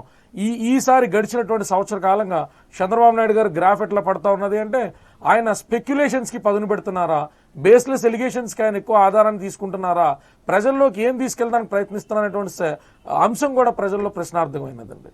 అందుకని మేము జగన్ గారితో కలవబోతున్నామా, మేము బీజేపీతో ఉన్నామా, ఈ స్పెక్యులేషన్స్ అన్ని కాకుండా let them come up with some truths which will support their statement and their allegations. 18/8/2018 అంటే బహుశా ఆగస్టు 18 అనుకుంటా అండి. ఇది జనసేన పార్టీ నుంచి Janasena party media coordinator Hariprasad పేరుతో రిలీజ్ అయిన ఒక ప్రెస్ నోట్ అండి. తెలంగాణ ఎన్నికలకు సిద్ధం కండి, పార్టీ శ్రేణులకు జనసేన అధినేత పిలుపు. ఇప్పుడే ఎవరో పంపించారు, అది చూసి చదివి చెప్తూ ఉన్నా. ఆగస్టు 18, 2018 జగన్ ఎవరైతే పవన్ కళ్యాణ్ ఇచ్చిన పిలుపు తెలంగాణ ఎన్నికలకు సిద్ధం కండి అని. ఆగస్టు వెళ్ళి దాదాపుగా September, October, November, December. August 18 రద్దు చేశారండి తెలంగాణ గవర్నమెంట్. సిద్ధం కండి అని ముందస్తుగానే అప్రమత్తం చేశారు కార్యకర్తలు. మీకు పంపించిన వాళ్ళు అడగండి ఒకసారి, ఇంకోటి కూడా ఉంది మీకు పంపించిన వాళ్ళు అడగండి ఒకసారి. నా దగ్గర ఇంకొకటి కూడా ఉందండి. ఇట్స్ మై పర్సనల్ క్వశ్చన్ అండి, అంటే నాకు తెలుసుకోవాలని ఆరాటంగా ఉంది. పవన్ కళ్యాణ్ గారు అఫీషియల్ ట్విట్టర్ 9:54 అంటే పిఎం నైట్ 9:54 21 ఏప్రిల్ 2017 అంటే అప్పటికి 2 తెలుగు రాష్ట్రాల్లోనూ కూడా సుస్థిరమైన గవర్నమెంట్ ఉంది. టీడీపీ కూడా ఏమంటారు ఎన్డీఏలోంచి ఇంకా బయటికి ఏమి రాలేదు, అక్కడ కూడా అంత చాలా కామ్గా ఉన్న సందర్భంలో ఎన్నికల యుద్ధం ఒకవేళ ముందస్తుగా వస్తే జనసేన సిద్ధమే అని అన్నారు. అంటే ఇది యాక్చువల్గా ఇప్పుడు తర్వాత వెంటనే నిన్న ఇచ్చిన ప్రెస్ రిలీజ్లో ఎన్నికలు ముందస్తు రావడం వల్ల మేము ప్రిపేర్డ్ అవ్వలేదు. ఇప్పుడు కూడా నేను చెప్పినట్టుగా ఆగస్టులోనేమో 2017 అంటే కరెక్ట్గా 2019 ఏప్రిల్ ఎలక్షన్స్ అంటే యాక్చువల్గా ఒరిజినల్ షెడ్యూల్ ప్రకారం వచ్చుంటే కనుక తెలంగాణలో ఏప్రిల్, మే, జూన్ అంటే ఆ సిచ్యువేషన్ రావడానికి అవకాశం ఉన్నప్పుడు 2 సంవత్సరాల ముందు పవన్ కళ్యాణ్ గారు ముందస్తు ఎన్నికలు వస్తే జనసేన సిద్ధమే అని అన్నారు. అంటే ఇందులో ఏమైనా నిజంగానే ముందస్తు తెలంగాణలో కానివ్వండి ఇక్కడ కానీ ఇలా ముందస్తు ఎన్నికలు తీసుకురావాలి వస్తాయని ఏమైనా కుట్ర జరిగిందా? అది పవన్ కళ్యాణ్ గారికి ముందే ఎలా తెలిసింది? ఇందాక ఒక సినిమా యాక్టర్ గారు ఒక ప్రిడిక్షన్ ఏదో చేస్తే ఆయన్ని ఇది చేయాలని అన్నారు. మై క్వశ్చన్ ఇప్పుడు మీరు చూపించింది 3 నెలల కిందట లాస్ట్ ఇయర్ ఆయనకి ఎలా తెలిసింది? ఇప్పుడు 3 నెలల కిందట వస్తే మేము సిద్ధం అన్న వాళ్ళు ఇప్పుడు సడన్ గా మళ్ళీ మేము సిద్ధంగా లేము అని అన్నదానికి కళ్యాణ్ గారు నేను అడిగింది ఎందుకంటే సోషల్ మీడియాలో నడుస్తున్నది మిమ్మల్ని రేజ్ చేశాను. గతంలోనే ఎన్నికలకు సిద్ధంగా ఉండండి అన్న జనసేన అని ఇవాళ ఎందుకు ఎలక్షన్లో పోటీ చేయటం లేదు అని కొంతమంది జనసేన కార్యకర్తలు కూడా నిరుత్సాహానికి గురైన పరిస్థితి ఉంది అనేది సోషల్ మీడియాలో నడుస్తుంది. అది నేను అడిగాను. ఆవిడ రేజ్ చేసిన క్వశ్చన్ ఏంటంటే 2 ఏళ్ల క్రితమే ఆయన యుద్ధానికి సిద్ధంగా అని పెట్టారు కదా, ఇప్పుడు ఎందుకు వెనక తగ్గారు అని. అసలు ఎలా తెలిసింది అనేది నా క్వశ్చన్, అది మై పర్సనల్ క్వశ్చన్. అది నెక్స్ట్ చెప్తారు. ఇప్పుడు మరి ఇందాక నుంచి అందరూ టీవీ ఛానల్స్ ఫాలో అవుతున్నారా లేదా చూడలేదా అని చెప్పి యామిని గారు ఇందాక రాజు గారి గురించి మాట్లాడుతూ ఉన్నారు. మరి యామిని గారు 2 ఏళ్ల క్రితం టీవీ ఛానల్స్ ఫాన్ అయ్యారో నాకు తెలియదు, కానీ ఇదే ఏపీ 24/7 ఛానల్లో ఆన్ రికార్డు, TV9, TV5, ABNలో ABN ఆర్కే గారు వీకెండ్ కమెంట్లో అదే సంవత్సరంలో పలుమార్లు చాలా స్పష్టంగా కేంద్రం నుంచి రకరకాల రాజకీయ పరిణామాలు సంకేతాలు మారుతున్నట్టు, రాష్ట్రంలో ముందస్తు ఎన్నికలు వచ్చినా కూడా ఆశ్చర్యపోలేనట్టు, రాష్ట్రంలో ఒక నిమిషం రాష్ట్రంలో ఖచ్చితంగా ఏదో పెనుమార్పులు సంభవించిపోతున్నట్టు, జగన్మోహన్ రెడ్డి గారు పోయి పిఎంని కలిసి వచ్చిన తర్వాత నుంచి కూడా ఇదే టీడీపీకి సంబంధించి వంతపాడుతున్నటువంటి ఛానల్స్ 100 సందర్భాల్లో ముందస్తు ఎన్నికల గురించి హెచ్చరికలు, డిస్కషన్లు, డిబేట్లు పెట్టినాయి. మరి అందులో ఎప్పుడు యామిని గారు పార్టిసిపేట్ చేయలేదేమో నాకైతే తెలియదు, కానీ ఆ రోజు అందరూ ఊహాగానాలు ఉన్నాం, మీరున్నారు, నేనున్నా, అందరూ ఊహాగానాలు ఉన్నాం. ఆ రోజు ఇంకేదైనా వాళ్ళు మీడియా ఛానల్స్ యామిని గారు నేను క్రాస్ టాక్ చేస్తే మీకు డిబేట్ మొత్తం మాట్లాడడానికి టైం కూడా సరిపోదు. క్రాస్ టాక్ చేయమంటారు, నేను క్రాస్ టాక్ చేస్తే మీకు డిబేట్ మొత్తం మాట్లాడడానికి టైం కూడా సరిపోదు. అడుగుతున్నా అవతల చెప్తున్నాడు వినాలి, మీరు చెప్పిన స్వతంత్రం విన్నాగా. అందుకనే ఆర్కే గారితో సహా ప్రతి తొందరగా ఒక్కళ్ళు ఆన్ మాట్లాడాల్సిన రికార్డు అవసరం లేదు, నిజాలు చాలా స్పష్టంగా మాట్లాడుకుందాము. స్టేట్ లో క్రియేట్ చేసినటువంటి ఫేవర్ ఆ రోజు ఏంటా ఫేవరు? ముందస్తు ఎన్నికలు వస్తాయి, ఏపీలో వచ్చేస్తే ఖచ్చితంగా వచ్చేస్తే చంద్రబాబు నాయుడు గారు ప్రభుత్వం రద్దు చేయబోతున్నారు. ఎక్కడా తెలంగాణలో కేసీఆర్ ఈ రకమైన స్టెప్ తీసుకోబోతున్నారని మీడియాకు గానీ, జర్నలిస్ట్ గానీ, స్పెక్యులేటర్స్ గానీ, ఎనలిస్ట్ గానీ ఎక్కడైనా ఇంత ఉప్పైన అందిందా? ఎవరూ ఊహించినటువంటి పరిణామం అది. అందరూ మనం ఆంధ్రప్రదేశ్ లో ముందస్తు ఎన్నికలు వస్తాయనేటువంటి ఫేవర్ ని మనం నమ్ముకుని పోయినాం. అది టీడీపీ వంతపడే ఛానల్స్ అయినా, ఎనలిస్టులు అయినా, అది ప్రొఫెసర్ కె నాగేశ్వరరావు గారు లాంటి వాళ్ళు దాని మీద అదే సంవత్సరంలో వాళ్ళు లైవ్లు పెట్టినా, ఎవరేం చేసినా ఆ రోజు రాష్ట్రం వెళ్తున్నటువంటి పవనంలో భాగంగా అధ్యక్షుల వారి కార్యకర్తలు సమాయత్తం చేసుకోవడం కోసం ముందస్తు ఎన్నికలు వచ్చినా మనం సిద్ధంగానే ఉన్నాం, మీరు ఎవరో భయపడాల్సిన అవసరం లేదని చెప్పి ఒక నాయకుడి కింద కార్యకర్తలు పాస్ చేసిన మెసేజ్ ని ఇవాళేదో మనం కొండంత వెలకలు పట్టినట్టు మీకు ఎలా తెలిసింది, కుట్రల్లో భాగమేనా? మనం వెతికితే ప్రతిదీ కుట్రనండి. మన చేతకందనాన్ని 4.5 సంవత్సరాలు మన వైఫల్యాన్ని కప్పిపుచ్చుకోవడానికి కేంద్రం మీద 17,000 కోట్ల డెఫిసిట్ బడ్జెట్ పూరించడానికి రావాల్సినటువంటి నిధులు రాలేదనేటువంటి అంశం తప్ప మిగతా నిధులు ఎక్కడ సద్వినియోగపరిచినా ఏం చేస్తున్న అంశాల గురించి ఎక్కడ ప్రజలు మనం డిస్కషన్ చేయాలి. మేము మాట్లాడవచ్చా అండి? ఆయన అయిపోయిందా? ఒక్క నిమిషం అయ్యో ఖచ్చితంగా అండి. కొంచెం మంచిది లేకపోతే మేము మాట్లాడతాం. గోవిందరెడ్డి గారు మాట్లాడారు. గోవిందరెడ్డి గారు జనసేన వాయిస్ ఏంటనేది కళ్యాణ్ గారు చెప్పారు. వైఎస్ఆర్ కాంగ్రెస్ పార్టీ వాయిస్ ఏంటి? వైఎస్ఆర్ కాంగ్రెస్ పార్టీ, జనసేన రెండూ కూడా ప్రధానికి పెంపుడు పిల్లలు అనేది ఇవాళ చంద్రబాబు నాయుడు నోటి వెంట వచ్చిన ఒక తీవ్రమైన కామెంట్. అశోక్ గారు, మనము చంద్రబాబు నాయుడు గారి దగ్గర నుంచి ఎప్పుడు కూడా ఒక క్రెడిబిలిటీ కానీ, విశ్వసనీయత కానీ, ఒక మాట మీద నిలబడి చెప్తారు అనేటువంటిది ఈ ఆంధ్ర రాష్ట్రంలో ఏ ఒక్కరు కూడా విశ్వసించే పరిస్థితి లేదు. ఎందుకంటే తన చరిత్రలో మొత్తం ఎప్పటి నుంచి తీసుకున్నా కూడా ఆయన ఎప్పుడు ఏ రోజు ఏం మాట్లాడతారో, నిన్న మాట్లాడిన దానికి ఈరోజు దానికి పొంతనుండదు. ఇదే ఈయన అసెంబ్లీలో ప్రధానమంత్రి గారిని గురించి ఈ భారతదేశంలో స్వాతంత్రం వచ్చిన తర్వాత ఇలాంటి ప్రధానమంత్రి గారు అసలు ఇప్పటి వరకు లేరు అని చెప్పి నరేంద్ర మోడీ గారిని పొగిడిన మాట వాస్తవం కాదా? ఇదే ముఖ్యమంత్రి గారు స్పెషల్ కేటగిరీ స్టేటస్ వల్ల ఏమొస్తుంది, దానివల్ల రాష్ట్రానికి ఏమీ రాదు, దీనివల్ల ఈ ఆంధ్ర రాష్ట్రానికి ఎలాంటి ఉపయోగం లేదని చెప్పి బల్లగుద్ది చెప్పి మీలాంటి విలేకరులందరికీ కూడా అనేక సమావేశాలు పెట్టి చెప్పినటువంటి ఇదే ముఖ్యమంత్రి గారు ఒక్కసారిగా యూటర్న్ తీసుకొని బీజేపీ ఎందుకు పనికిరాదని చెప్పి ప్రభుత్వం డబ్బుతో అనేక సమావేశాలు పెడుతూ ఉన్నారు. ఏ మాట నమ్మాలి సార్ ఇప్పుడు దాకా? కాబట్టి ముఖ్యమంత్రి గారు నిన్న మొన్న ముందు వరకు ఏమన్నారు? ఆయన ఇదే వైసీపీ, తెలుగుదేశం, కాంగ్రెస్ పార్టీ రెండు కూడా అది తల్లి కాంగ్రెస్, పిల్ల కాంగ్రెస్ అని నిన్నటి మొన్నటి వరకు చెప్పినారు. మేము వాళ్ళతో ఎక్కడ పొత్తు లేదు, ఏమి లేదు. మళ్ళీ ఈరోజు ఆయన బయటకు వచ్చిన తర్వాత మేమందరము పవన్ కళ్యాణ్ గారు కానీ, లేకుంటే వైసీపీ కానీ, మేమందరము బీజేపీ ఆడించిన నాటకంలో మేమందరము సూత్రధారులు, పాత్రధారులు అని చెప్తున్నారు. అంటే ఆయన ఏ పార్టీలో ఉంటే ఆ పార్టీ గొప్పది, ఆయన ఏ పార్టీ బయటకు వస్తే ఆ పార్టీ ఎందుకు పనికిరాదు. మళ్ళీ ఆయనే కాంగ్రెస్తో జతకట్టినారా? ఇప్పుడు ఏ విధంగా? ఇప్పుడు సార్ ఒక ముఖ్యమంత్రి గారు మాట్లాడితే ఒక రాజ్యాంగబద్ధమైనటువంటి పదవిలో ఉండేది 10 మంది నమ్మాలి. చెప్పిన మాటను ఓహో ముఖ్యమంత్రి గారు చెప్తున్నారని ఏం చెప్పాలండి? ఈ ఆంధ్ర రాష్ట్రాన్ని ఏ విధంగా ఆయన పరిపాలిస్తున్నాడో సార్, పరిపాలన కంప్లీట్గా కుంటుబడిపోయింది. ఎక్కడ చూసినా అవినీతి, ఆశ్రిత పక్షపాతం, పార్టీ నాయకులకు దోసిపెట్టడం తప్ప ఎక్కడా ఏం లేదు. బయటికి పంపించే కానీ, లేకంటే ఒక ప్రధాన ప్రతిపక్షం ఒక నాయకుడికి హత్య జరిగితే ఏ విధంగా ఆయన మీద హత్యా ప్రయత్నం జరిగితే ఏ విధంగా ఆంధ్ర రాష్ట్ర ప్రభుత్వం ఎలా స్పందించింది? ఇదే రాజశేఖర రెడ్డి గారు తన కొడుకు మీద సిబిఐ కేసు ఉంటే నా కొడుకు మీద ఏదైనా రేపొద్దున రుజువైతే ఆయన ఉరిదీయండి అని చెప్పినటువంటి ఒక ముఖ్యమంత్రి ఎక్కడ? ఈనాడు ఉన్నటువంటి చంద్రబాబు నాయుడు గారు ఎక్కడ? ఎందుకండి డిబేట్లు? ఈనాడు ముఖ్యమంత్రి గారు సంపూర్ణంగా ప్రతి విషయంలో విఫలమైపోయినాడు.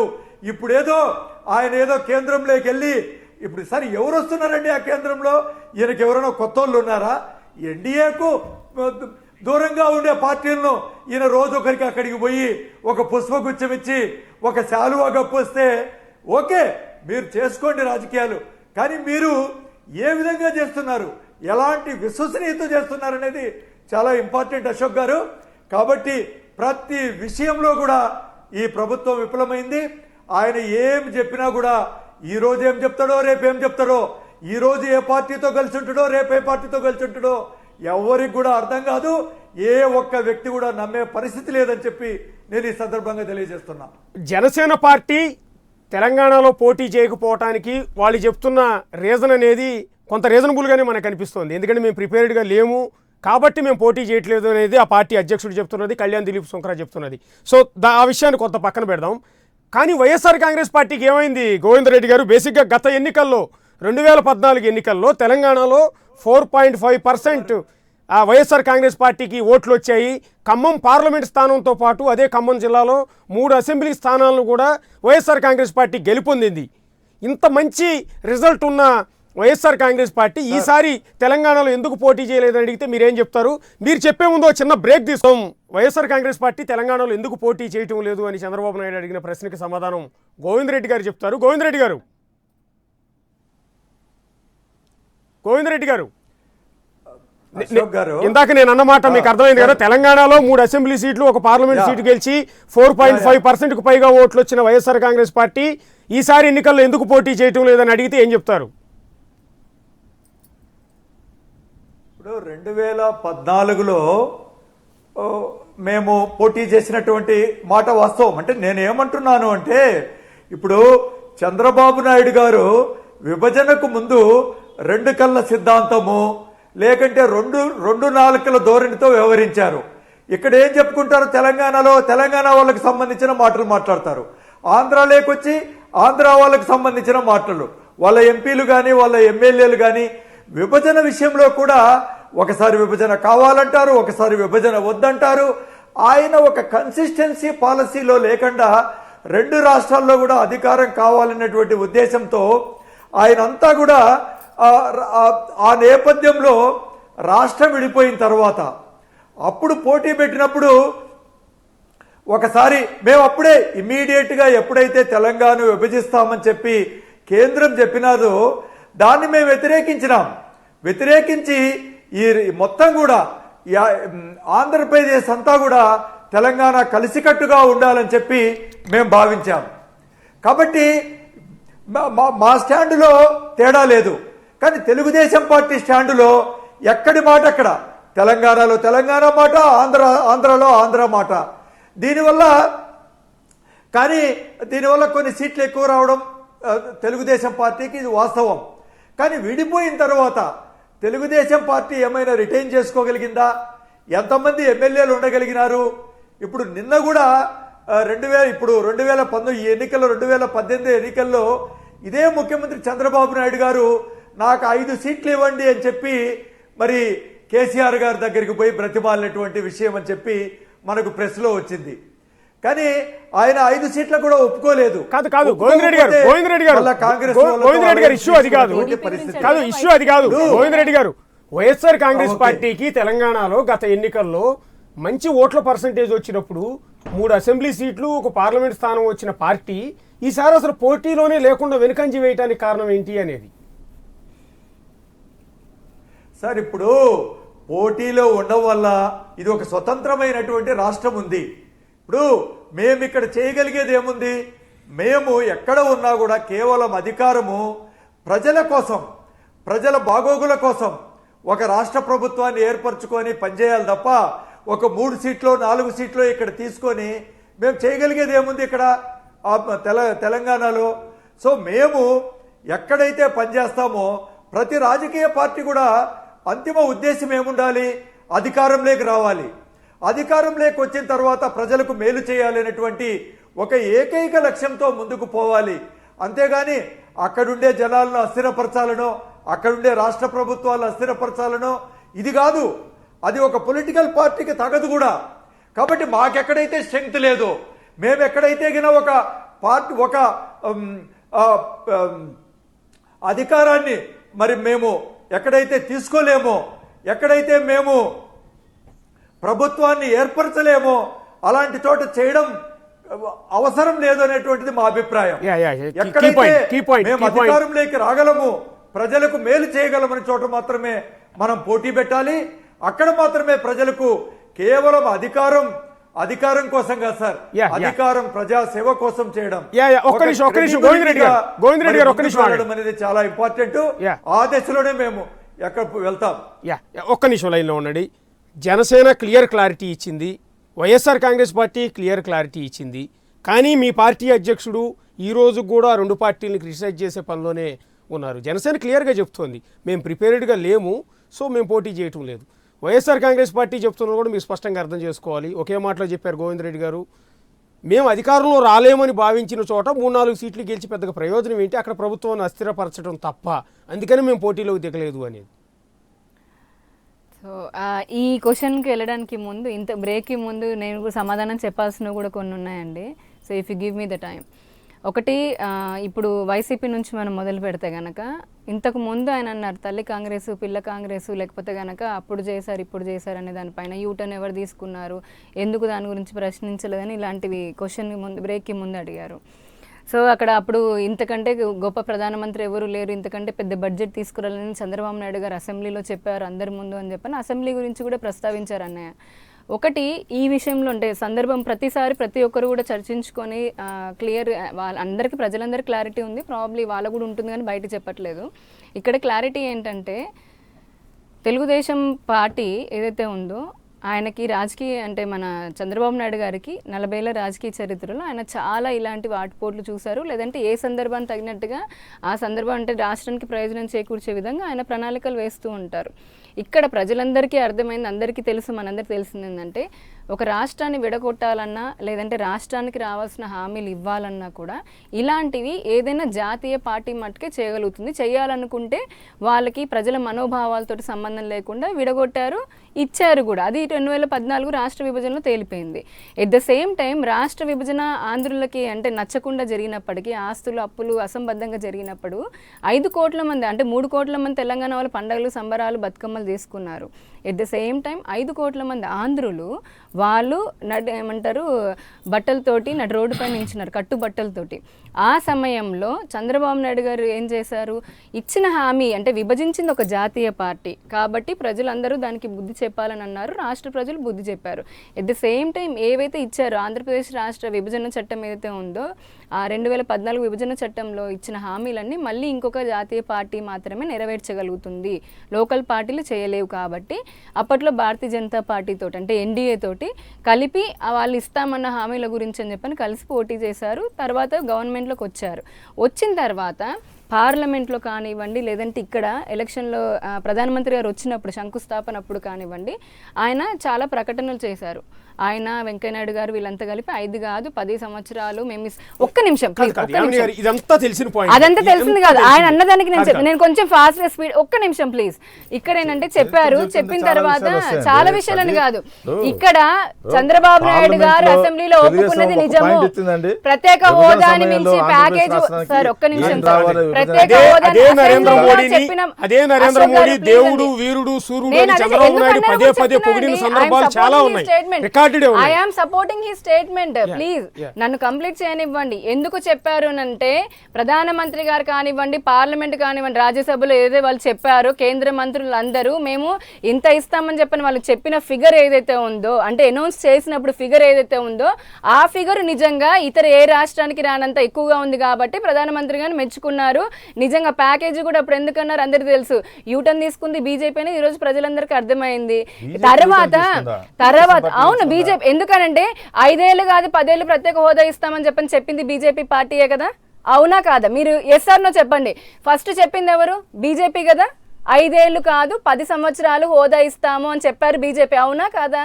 చెప్పింది బీజేపీ. తర్వాత మరు సంవత్సరం ఏమన్నారు, ఆ ఫినాన్స్ కమిషన్ అంటే ఆర్థిక సంఘాల గురించి అని చెప్పని వచ్చి నీతి ఆయోగ్ కాదు మిగతా 11 రాష్ట్రాలకు ఇవ్వట్లేదు కాబట్టి ప్రత్యేక హోదా అనేది తీసేస్తున్నాము, ప్రత్యేక ప్యాకేజీని ఇస్తామని చెప్పింది బీజేపీనా కాదా? ఆ చెప్పిన తర్వాత ఆ తర్వాత అనౌన్స్ చేసిన ఫిగర్ లక్షల కోట్లలో ఉంది. కానీ రాష్ట్రానికి వచ్చిన నిధులు ఇందాక సార్ అన్నారు 3,40,000. సార్ నేను అబద్ధం కాదు, డెవల్యూషన్ ప్రాసెస్ లో కింద రాష్ట్రాలకి కేంద్ర ప్రభుత్వం, Ashok garu this is valid point people also. మనం రాజకీయాలు కాదు, ఫ్యాక్ట్స్ కూడా ప్రజలకు చెప్పాలి. సార్ ఒక్క నిమిషం మనకి రాజకీయ పాయింట్లు కాదు, నిజాలు కూడా ప్రజలకి మీడియా ద్వారా వెళ్లాల్సిన అవసరం ఉంది. డెవల్యూషన్ పద్ధతిలో మిగతా 29 రాష్ట్రాలు ఏవైతే ఉన్నాయో వాటి మిగతా రాష్ట్రాలకు అందరికీ ఇచ్చినటువంటి ఆ లక్షల కోట్ల వేల కోట్లు ఏదైతే ఉన్నారో అవి కూడా కలిపి 3,47,000 కోట్లని ఇంతకుముందు మీరు చెప్పారు. ఒక్క నిమిషం సార్, ఒక్క నిమిషం. ఇక్కడ 22 అక్టోబర్ 2018లో చీఫ్ సెక్రటరీ మనం ఆంధ్రప్రదేశ్ వాళ్ళు రాసిన లెటర్ కి government of India home affairs నుంచి అధికారికంగా సంతకాలు పెట్టి వాళ్ళు కన్క్లూడ్ చేసింది ఎంత, ఈ 4.5 సంవత్సరంలో 14,310 కోట్లు మాత్రమే ఏపీ విభజన చట్టం కింద ఇచ్చాము అని చెప్పారు. సో ఈ రోజున మా పాయింట్ 29 రాష్ట్రాలకి ఇస్తున్నా, మీరు లక్షల కోట్లు రోడ్లు వేసాము బిల్డింగ్లు కట్టాము అని అంటే దాని గురించి చర్చ కాదు. మా పన్నులు తీసుకున్నారు సబ్జెక్ట్ గా, ఇది సబ్జెక్ట్ సరిగా తెలియకపోవడం ఏంటండి, డిపార్ట్మెంట్ వేరు కాదు. మీరు 3,40,000 దినేష్ కుమార్ గారు లెటర్ రాశారు, 1000 కోట్లు ఇచ్చారు అనేసి. బీజేపీ వాళ్ళు మొదటి నుంచి కూడా 1,00,000 కోట్లు అన్నారు, కోటిని తప్పుదారి పట్టించారు. తర్వాత 2,47,000 కోట్లు అన్నారు, కోటిని తప్పు పట్టించారు. ఇప్పుడు అధికార ప్రతినిధి 3,40,000 కోట్లని ఆంధ్ర రాష్ట్ర ప్రజలకు పట్టిస్తున్నారు. ఇప్పటి వరకు విభజన చట్టంలో అంశాలలో కేంద్ర ప్రభుత్వం ఈ 4.5 సంవత్సరాల్లో ఇచ్చింది 14,310 కోట్లు మాత్రమే. కాదండి, ఇప్పటికీ 3 లక్షల కోట్లు అని చెప్పని ఎంతకాలం అని బీజేపీ అసలు ఫైట్ చేస్తున్న రాష్ట్రంలో నాయకులు రావాల్సిందని అడగకుండా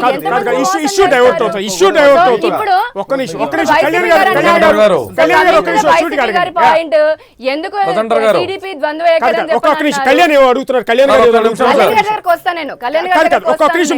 పార్టీ బై పార్టీ అధికారంలో ఉన్నాం కాబట్టి అందరికీ సమానం చెప్పాలి.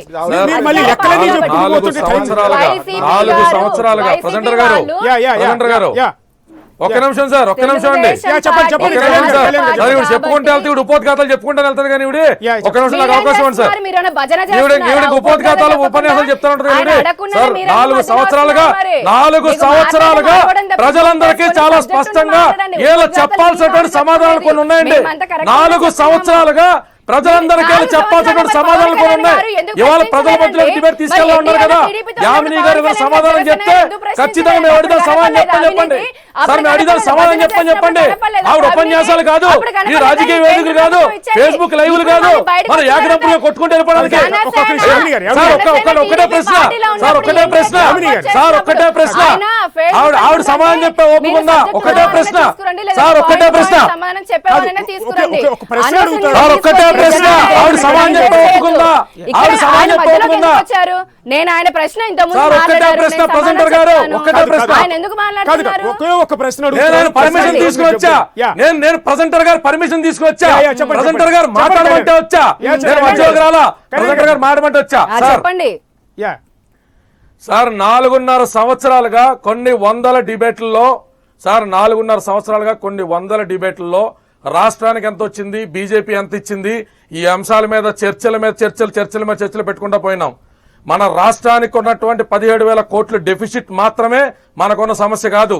మన 1,00,000 కోట్ల బడ్జెట్ ఉంటే దానిలో కూడా మన ప్లానింగ్ బడ్జెట్ కానీ అన్ప్లాన్డ్ బడ్జెట్ నుంచి కానీ రాష్ట్రానికి చేయాల్సినటువంటి కొన్ని కార్యక్రమాలు ఉంటాయి.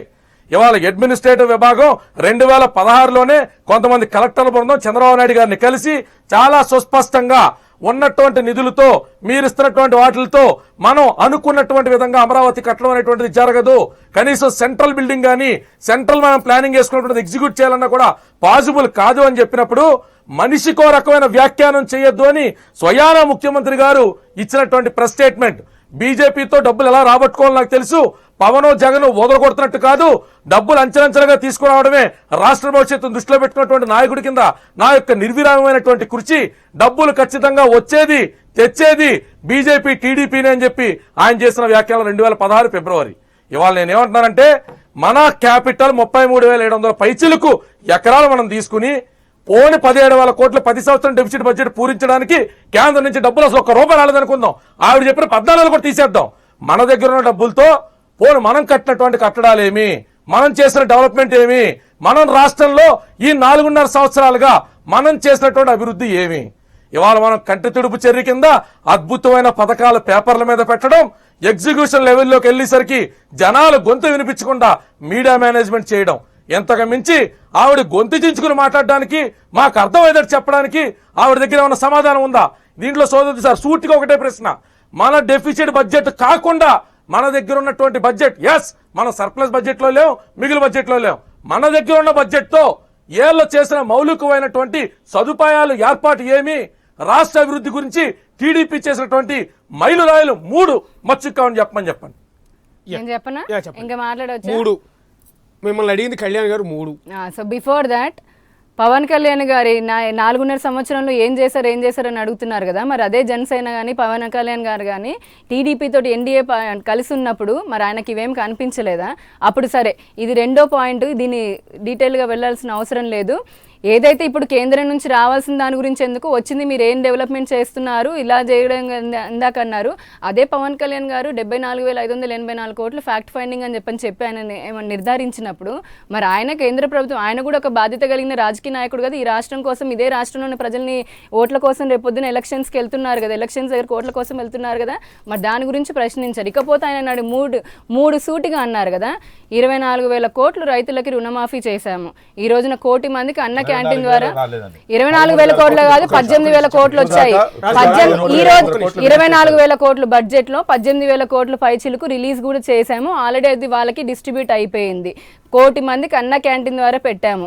86 లక్షల మందికి డ్వాక్రా మహిళలకి రుణమాఫీ, అందరికీ తెలుసు 10,000 చొప్పున మొత్తము రుణమాఫీలు చేశాము. ఆ తర్వాత మీకు 11,000 మందికి ట్రాక్టర్లు ఇచ్చాము రైతులకు సంబంధించి. పోలవరం ఈ రోజున కేంద్ర ప్రభుత్వం నుంచి 3,600 కోట్ల పై చిలుకు రావాల్సి ఉన్నప్పటికీ కూడా 68% పోలవరం కట్టాము. పట్టిసీమను పూర్తి చేశాము. ఈ రోజున 190 టీఎంసీ నీళ్లు రాయలసీమకి ఇస్తున్నాము. లక్షల హెక్టార్లు పంటలు పండిస్తున్నారు. అవన్నీ ఉన్నాయి. అవును, అభివృద్ధి లేదు ఇలా చెప్పుకుంటూ నేను పోతాను అన్నారు కదా. నిజంగానే ఉపోద్ఘాతం అవుతుంది. నేను ఇలా చెప్పుకుంటూ ఉంటే ఉపోద్ఘాతం ఎంత ఉంటుంది ఇదండి. ఏంటి రైతు రుణమాఫీ, నేను 30 చెప్తాను. కళ్యాణ్ గారు రైతు రుణమాఫీ, డబ్బులు ఇవ్వలేదు. రాష్ట్ర ప్రభుత్వం అంటే రాష్ట్రం డబ్బులు ఇచ్చి పోలారు కట్టట్లేదు. మీ జనసేన పార్టీ అని ఇస్తున్నారా?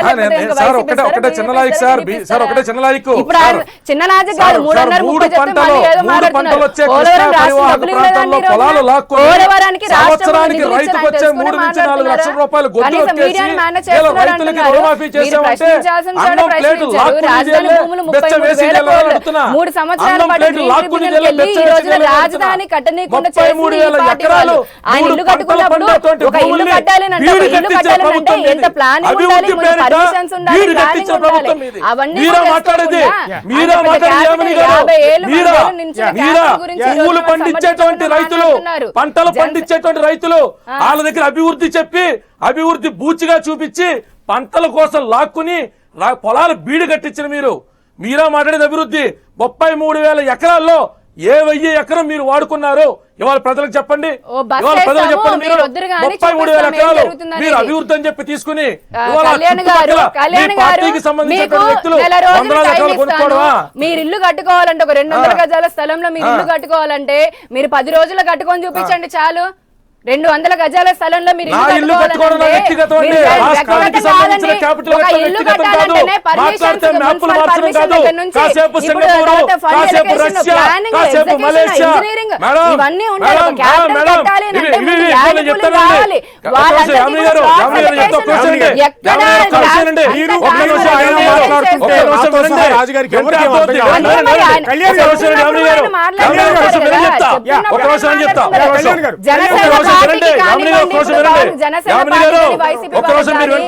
రాష్ట్రంలో రాజధాని రాకూడదు, ఈ రాష్ట్రం అభివృద్ధి సాగుతున్న వాళ్ళు చూసి ఓర్చుకోలేక కడుపు మంటతోటి ఇలాంటి రాళ్లు వేస్తున్నారు. ఎలాగైనా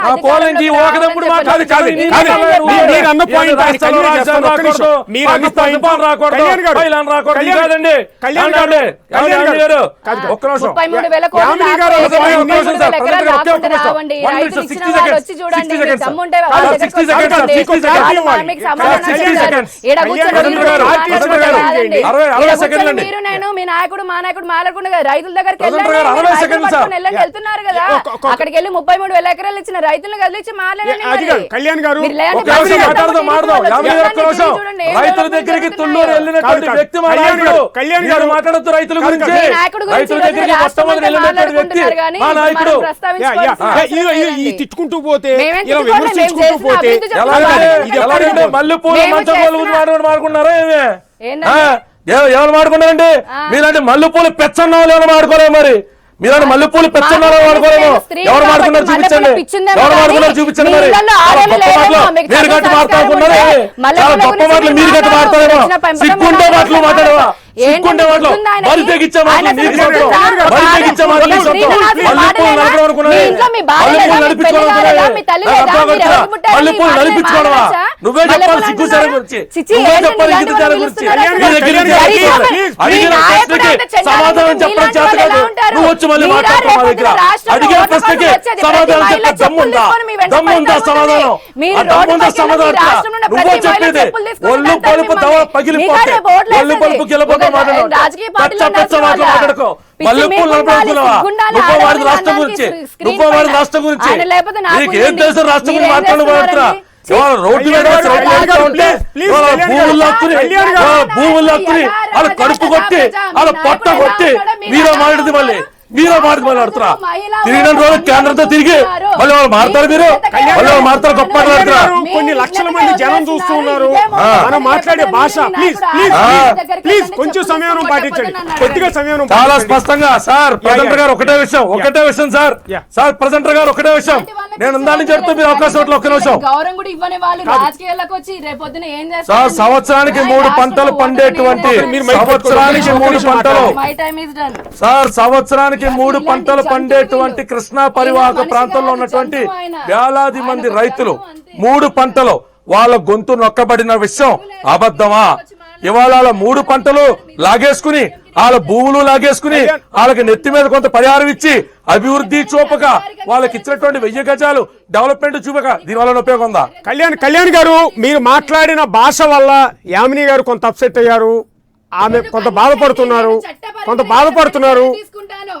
ఆయన చట్టపరంగా నేను చర్య తీసుకుంటాను చెప్పండి, నాకు కన్వే చేయండి. ఆయనకి ఒక బెల్లతో పోల్చింది మధునాయకుడిని, ఆవిడ భాషలో గురించి చెప్పండి.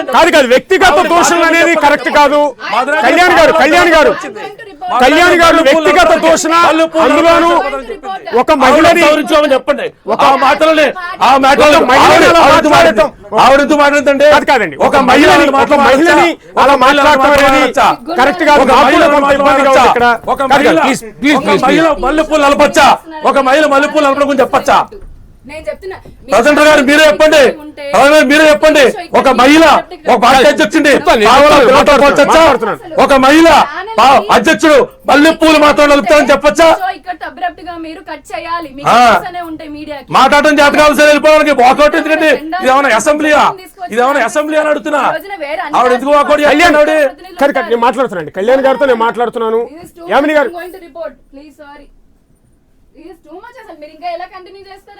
ఒక చిన్న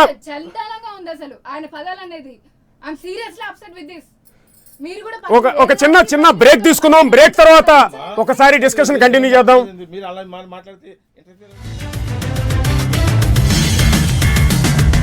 రైట్ డిస్కషన్లో చంద్రబాబు నాయుడు కామెంట్ల మీద డిస్కషన్ చేస్తున్న సందర్భంలో ఇటు జనసేన పార్టీ నుంచి కళ్యాణ్ దిలీప్ శుంకర్ మాట్లాడుతున్న సందర్భంలో ఇటు టీడీపీ అధికార ప్రతినిధి సాధినేని యామిని పైన కొంత ఘాటైన వ్యాఖ్యలు చేయటం వల్ల ఆమె కొంత అప్సెట్ అయ్యి స్టూడియో నుంచి బయటకు వెళ్ళిపోయిన పరిస్థితి ఇక్కడ కనిపిస్తుంది. అనుకోని పరిస్థితుల్లో కొంత జరిగింది. మల్లెపూల ప్రస్తావనని దిలీప్ తీసుకొచ్చిన సందర్భం, ఇద్దరి మధ్య కూడా వాగ్వాదం చెలరేగటం, ఆ తర్వాత దిలీప్ శుంకర్ కూడా కొంత ఆమె పైన ఆగ్రహాన్ని వ్యక్తం చేసిన నేపథ్యంలో ఆమె మైక్ పీకి స్టూడియో నుంచి బయటికి వెళ్ళిపోయారు. వెళ్తూ దిలీప్ శుంకర్ పైన సీఎంకు కూడా ఫిర్యాదు చేస్తాను, లీగల్గా కూడా యాక్షన్ తీసుకుంటాను అంటూ ఆమె బయటికి వెళ్ళిపోయిన పరిస్థితి ఉంది.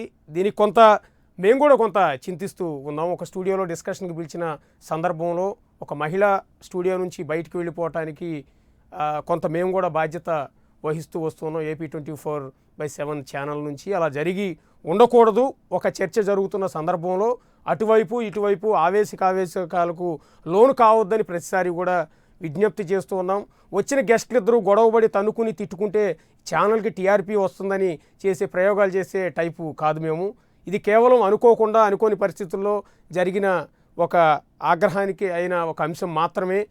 దీనికి సంబంధించి అప్పటికి యామిని గారిని విజ్ఞప్తి చేస్తూ ఉన్నాం వెళ్ళవద్దని. ఆమె కూడా కొంత బాధకు లోనైనట్టుగా వెళ్ళే ముందు కూడా శ్రీనివాసరాజు గారితో కూడా కొంత ఆయన పైన కూడా ఆగ్రహాన్ని వ్యక్తం చేస్తూ బయటికి వెళ్ళిపోయారు. కళ్యాణ్ గారు బేసిక్గా వెళ్లే ముందు యామిని గారు అన్న మాటలు మీరు విన్నారు. కొంత మీరు కూడా బేసిక్గా బాగా ఆవేశానికి లోనయ్యారేమో అనిపిస్తుంది నాకు. మల్లెపూల ప్రస్తావన కానీ లేకపోతే ఇంకొకటి కానీ కొంత పర్సనల్ ఇష్యూస్లోకి వెళ్ళిపోవడం వల్ల ఆవిడ కొంత ఇబ్బందికి లోనయ్యారేమో. అందులోనూ కాదండి బేసిక్గా ఈ డిబేట్ ని రాష్ట్ర వ్యాప్తంగా జనసేన కార్యకర్తలే కాదు లక్షల మంది జనం చూస్తున్నారు, గమనించారు.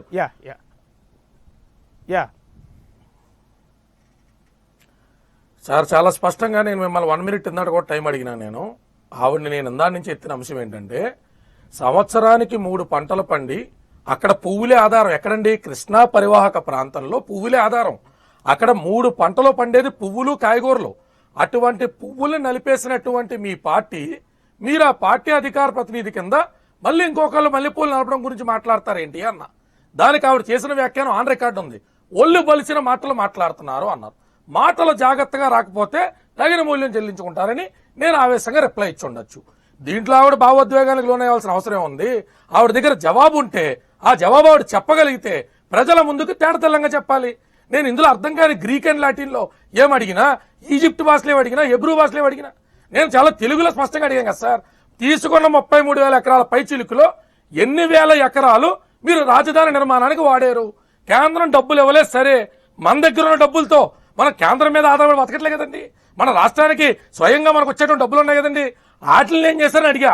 వాటికి సమాధానం చెప్పకుండా డిబేట్ మొత్తంలో కూడా ఎక్కడున్న పెద్దలు ఎవరు మాట్లాడుతున్నా వ్యంగ్యంగా నవ్వుతా కూర్చుంటా, మేము ఏదైనా ఎదురు ప్రశ్న గానే దాన్ని ఎదురుదారి కింద పరిగణించి మైకిల్ ఇస్తే వెళ్ళిపోవడానికి వాకౌట్ చేయడానికి ఇదేమైనా అసెంబ్లీయా సార్? నాకు అర్థం కడుతున్నా.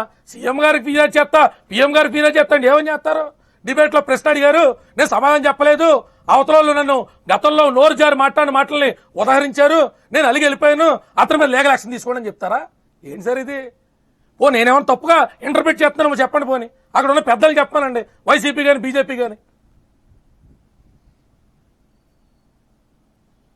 అంటే బేసిక్గా కళ్యాణ్ గారి ప్రస్తావన వచ్చింది కాబట్టి డిబేట్లో పాల్గొనేటప్పుడు మనం విమర్శను కూడా ఆవిడ కూడా మనం రిసీవ్ చేసుకునే ఆ నేచర్ ఉండాలా, ఆ బ్రాడ్ మైండ్ ఉండాలా. ఏ పార్టీ అయినా మన విధానం మనం మాట్లాడుతుంటాం. బట్ వ్యక్తిగతంగా ఆవిడ కూడా ప్రతి దానిలో ఇంటర్ఫియర్ అయ్యి మాట్లాడుతున్నారు. ఆవిడ కూడా కొంత ఫాల్ట్ ఉంది. మనం కూడా ఏంటంటే ఆ ప్రస్తావనలో తీసుకురాకుండా ఉంటే బాగుండదు. నా వ్యక్తిగత అభిప్రాయం. మనం కూడా డిగ్నిఫైడ్గా డిస్కస్ చేస్తుంటే ప్రజలు కూడా రిసీవ్ చేసుకుంటారు, మన యొక్క విధానాలు అర్థం చేసుకుంటారు. ఏ పార్టీ విధానాలు ఆ పార్టీ ఉంటాయి. ఏ పార్టీ కూడా కొన్ని ప్రభుత్వాలు అది ప్రతిపక్ష పార్టీగా రాష్ట్రంలో ఉన్నాం కాబట్టి ప్రభుత్వ విధానాలు మనం విమర్శిస్తూ ఉంటాం. బట్ వ్యక్తిగతంగా కొంత మీరు కూడా అంటే ఎలకొని ఉంటే బాగుండదు. లైవ్లో మనం పాల్గొంటున్నాం, డిబేట్లో పాల్గొంటున్నాం. మనందరం ప్రభుత్వ విధానాలను విమర్శించడానికి, ప్రజలకు జరిగిన అన్యాయాన్ని గట్టిగా గుర్తించడానికి చేసిన వ్యాఖ్యలు ఒక పార్టీ అధ్యక్షుడిని, ఒక రాష్ట్ర పార్టీ అధ్యక్షుడిని పావలా బిల్లతో పోల్చించారు.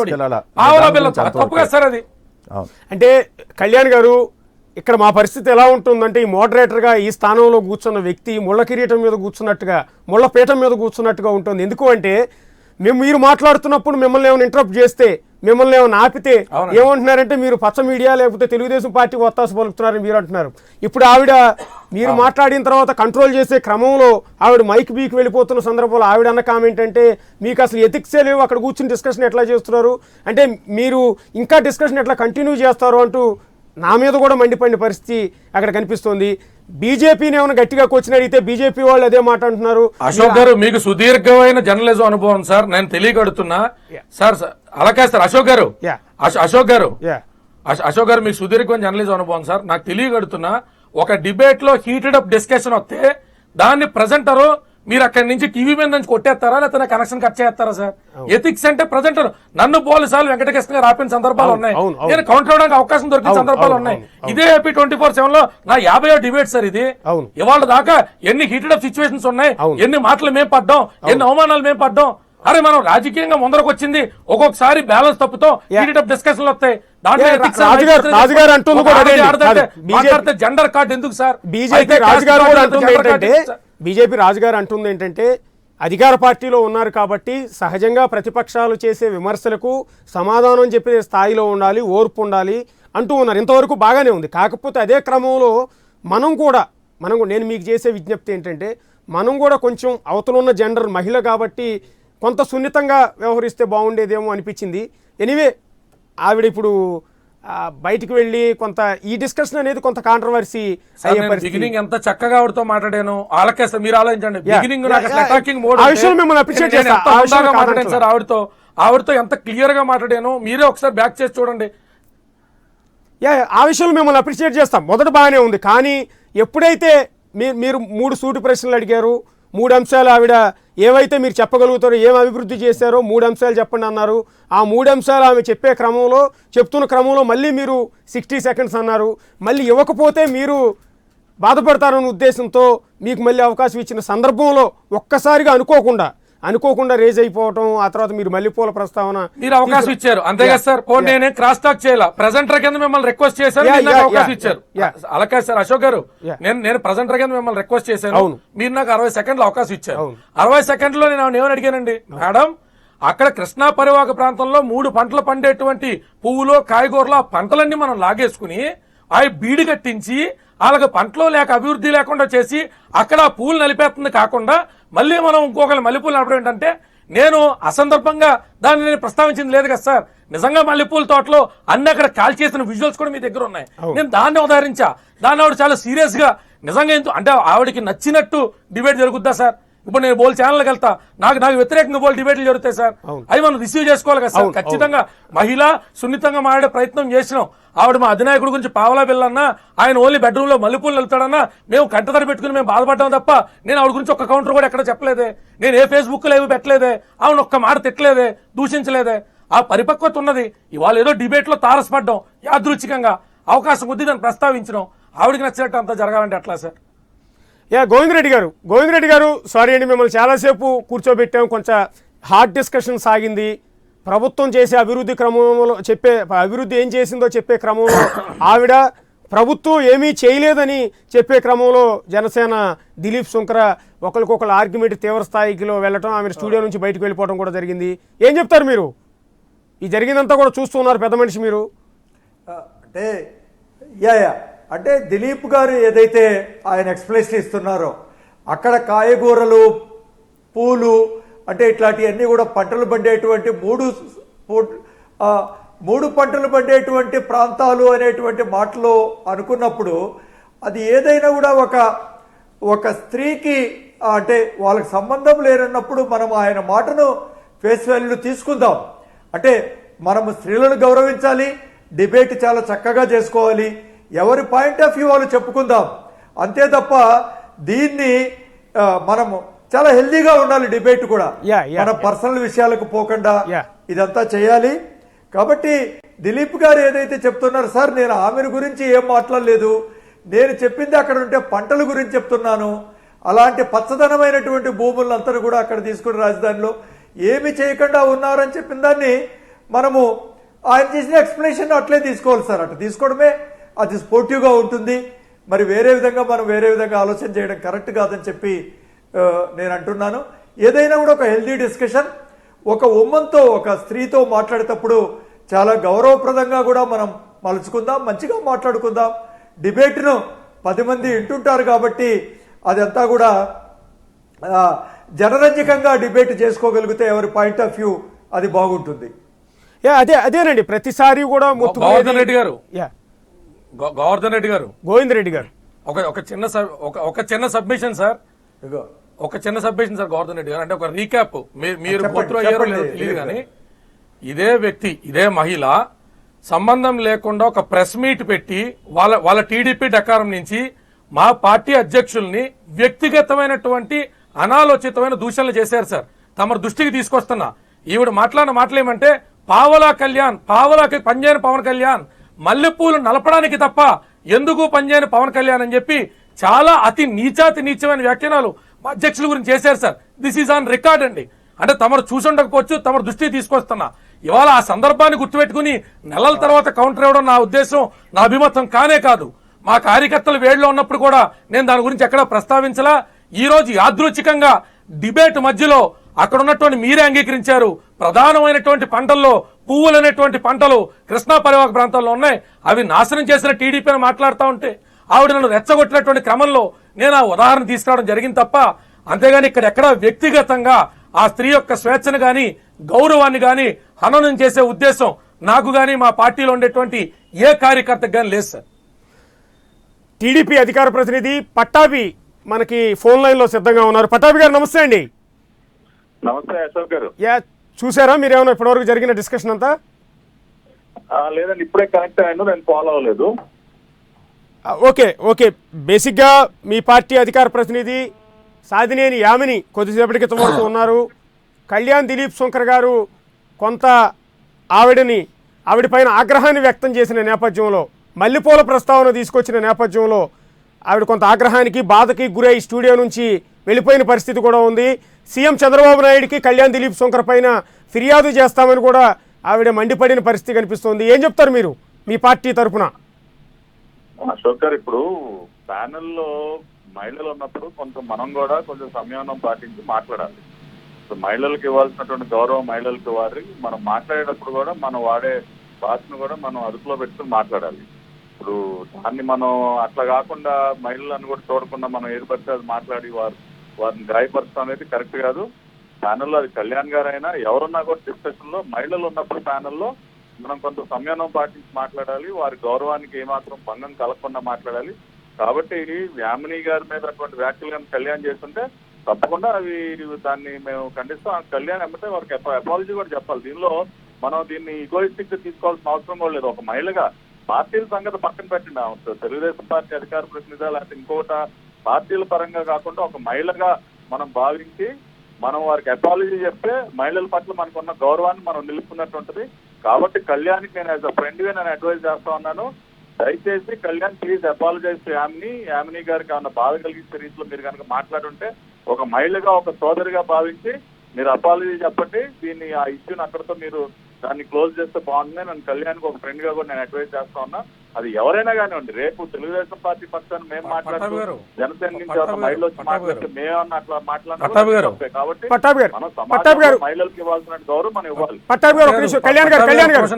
కళ్యాణ్ గారు ఒక్క నిమిషం అండి. బేసిక్గా ఇవాళ జరిగిన ఘటనలో కాదండి, ఒక్క నిమిషం కళ్యాణ్ గారు, ఇవాళ జరిగిన ఘటనలో మోడరేటర్గా ఇక్కడ నేనున్నాను కాబట్టి నేను ఒక సామాజిక బాధ్యతతో ఒక మహిళ దూషణకు గురైన సందర్భంలో జరిగిన ఘటనకు సాక్షిని నేను కాబట్టి, మోడరేటర్గా ఉన్నది నేను కాబట్టి మహిళలను అలా అనటం తప్పు అనేది నా ఉద్దేశం. ఇక్కడ కళ్యాణ్ గారిని కించపరచడం కాదు, కానీ మీరు అన్నది మాత్రం నాకు కూడా నిజంగా బాధ కలిగించింది. ఇక్కడ పార్టీలన్నీ పక్కన పెడదాం, మీరే పార్టీ ఆ పార్టీ అన్నది కాదు. మన ఇంట్లో తల్లి చెల్లి ఆడవాళ్ళే ఉంటారు. కళ్యాణ్ గారు ఒక్కొక్క నిమిషం నేనైతే వ్యక్తిగతంగా చెప్పండి సార్ అశోక్ గారు, కాదు మనం అన్న మాట ఏంటి? వ్యక్తిగతంగా యామిని గారికి, ఎందుకంటే ఇక్కడ ఉండి కంట్రోల్ చేయలేకపోయారు. ఆవిడ అన్న మాటనే కదా సార్ మనం ప్రస్తావించింది. కాదు, ఆవిడ అన్న మాటనే కదా మనం ప్రస్తావించింది. ఏ డిబేట్లు కండక్ట్ చేసే ఏ యాంకర్ కైనా ఏ మోడరేటర్ కైనా ఈ పరిస్థితి రాకూడదు. నా తరపున వ్యక్తిగతంగా మాత్రం సాదినేని యామిని గారికి నేనైతే వ్యక్తిగతంగా క్షమాపణ చెప్తూ ఉన్నా. ఎందుకంటే మీ ఇద్దరి మధ్య కోఆర్డినేట్ చేసింది నేను కాబట్టి నా ఫెయిల్యూర్ అని నేను ఖచ్చితంగా ఒప్పుకుంటున్నా. వెళ్ళేటప్పుడు కూడా అంటూ ఉన్నారు, మీరు డిస్కషన్ ఎలా కంటిన్యూ చేస్తారు, ఇంకా అలాంటి వాళ్ళని ఎందుకు పిలిచారు అని ఆవిడ అడిగిన బాట నాకు కూడా నిజంగా చాలా బాధ కలుగుతోంది. మన ఇంట్లో ఆడపిల్ల ఇంకో ఛానల్లో గెస్ట్గా వెళ్తానో లేకపోతే ఇంకొక చోట ఫంక్షన్కి వెళ్ళినప్పుడు అవతల వాళ్ళు మల్లెపూలు నలపటం కామెంట్ దారుణంగా చేస్తే పర్సనల్ గా తీసుకుంటే ప్రజలు కూడా నవ్వుకుంటారు. మన ఇంట్లో ఆడపిల్ల బయటకు వెళ్ళి ఒక అధ్యక్షుడిని మల్లెపూలు నలపడానికి పనిచేస్తావు, మంచం ఎక్కడానికి పనిచేస్తావు అంటే సార్ ఊరుకోండి సార్ అశోక్ గారు, దీనిలో మనం ఏదో చాలా భయంకరమైన సంపత్తి ప్రజల్లో తీసుకెళ్లేటువంటి ప్రయత్నం మారండి అశోక్ గారు. మీరు క్షమాపణ చెప్పారు మీ వ్యక్తిగతం, నాకు కూడా బాధ కలిగింది అంటే ఏం జరిగిందని బాధ కలిగింది అశోక్ గారు, మీరు నాకు అర్థం అవుతున్నా ఏం జరిగిందని మీకు బాధ కలిగింది అంటున్నా. కాల్ చేసి మనం అపాలజైజ్ చేయడం వల్ల మనం మహిళల పట్ల మనం గౌరవాన్ని నిలిపిన వాళ్ళు అవుతాం. అదేవిధంగా కళ్యాణ్ కూడా నేను అడ్వైజ్ చేస్తా ఉన్నాను, కళ్యాణ్ కూడా ఇదే డిబేట్ లో నుంచి లైవ్ లో ఫోన్ కాల్ ద్వారా అయినా యామిని గారికి మహిళలు ఏదైనా మాట్లాడచ్చు, ఖచ్చితంగా మహిళ కాబట్టి మనం దాన్ని ఉదాహరించకూడదంటే ఇది ఏ రకంగా ప్రజలు కూడా భయచేస్తారు అశోక్ గారు. నేను పట్టాబ్ గారితో మాట్లాడుతుంటే మీరు మధ్యలో వచ్చారో చెప్తున్నారు అనుకున్నా, పట్టాబ్ గారు మీతో మాట్లాడదాం అనుకున్నా, కానీ మధ్యలో అశోక్ గారు వచ్చి ఆయన చాలా పర్సనల్ గా తీసుకుని నాకు చాలా బాధ కలిగేసింది అంటే నేను చెప్పదలుచుకోలేదు. తగ్గించాల్సిన బాధ్యత ఉంది, ఆవిడ ఓదార్చాల్సిన బాధ్యత ఉంది. ఆవిడ మళ్ళీ ఆవిడకి మనం అపాలజైజ్ చేయడం ఎటువంటి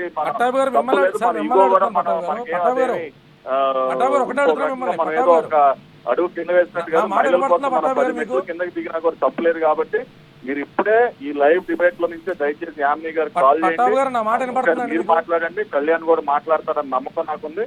దయచేసి మీరిద్దరు కూడా ఆమె యామిని గారితో మాట్లాడి ఆవిడకి అపాలజైజ్ చేస్తే మహిళల పట్ల మనకు ఉన్నటువంటి గౌరవాన్ని మనం నిలబెట్టిన వాళ్ళం అవుతాం. కళ్యాణ్ గారు కన్క్లూడ్ చేద్దాం. నేను మిమ్మల్ని అన్నది ఏంటంటే నేనేదో ఆవిడ వెనకేసుకొచ్చి కాదు, ఆవిడకి సపోర్ట్ చేసి కాదు, యాజువల్ ఇక్కడ మోడరేటర్ గా ఉన్నాను కాబట్టి అది జరిగింది మీరు చెప్తున్నాను తప్ప. పట్టాభి గారితో మాట్లాడినాను సార్. యా కన్క్లూడ్ చేయండి కళ్యాణ్ గారు. సార్ మీరు చాలా పర్సనల్ గా తీసుకున్నారు అశోక్ గారు, అది ప్రజలు కూడా భయచేరండి. మనం ఆవిడ తిట్టిన తిట్లే ఉన్నాయి, ఆవిడ అన్నా సార్ పట్టాభి గారు చెప్పిన ఎవరు చెప్పినా ఇందులో ఒక మహిళ కాబట్టి ఆవిడ ఏమన్నా మాట్లాడచ్చు, మాట్లాడిందని అలాగే సార్.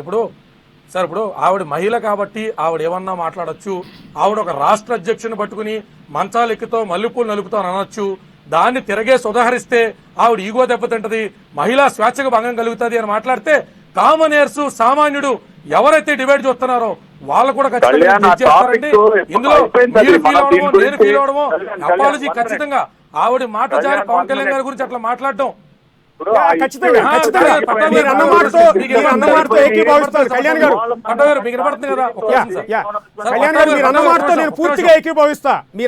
పూర్తిగా ఏకీభవిస్తా. ఎస్, ఒక పార్టీ అధ్యక్షుడు అలా అంటం అనేది ఖచ్చితంగా తప్పేనని నేను కూడా ఒప్పుకుంటా. కానీ ఇవాళ మాట్లాడిన సందర్భాన్ని గురించి నేను ఇవాళ మళ్ళీ ప్రస్తావించిన. ఎనీవే అలా జరిగి ఉండకూడదు. సరే కళ్యాణ్ గారు, ఆవిడ సారీ చెప్తే బేషరత్గా నేను ఎప్పుడే చెప్పేస్తాను అన్నాను సార్, నేను అందులో డౌట్ ఏం లేదండి, నాకు అలాంటి ఈగో ఏమీ లేదు. Okay thank you Kalyan Shankar గారు, థ్యాంక్ యూ శ్రీనివాసరాజు గారు, థ్యాంక్ యూ గోవిందరెడ్డి గారు. ఇది ఇవాల్టి లెఫ్ట్ అండ్ రైట్. రేపటి లెఫ్ట్ అండ్ రైట్లో మళ్ళీ కలుద్దాం.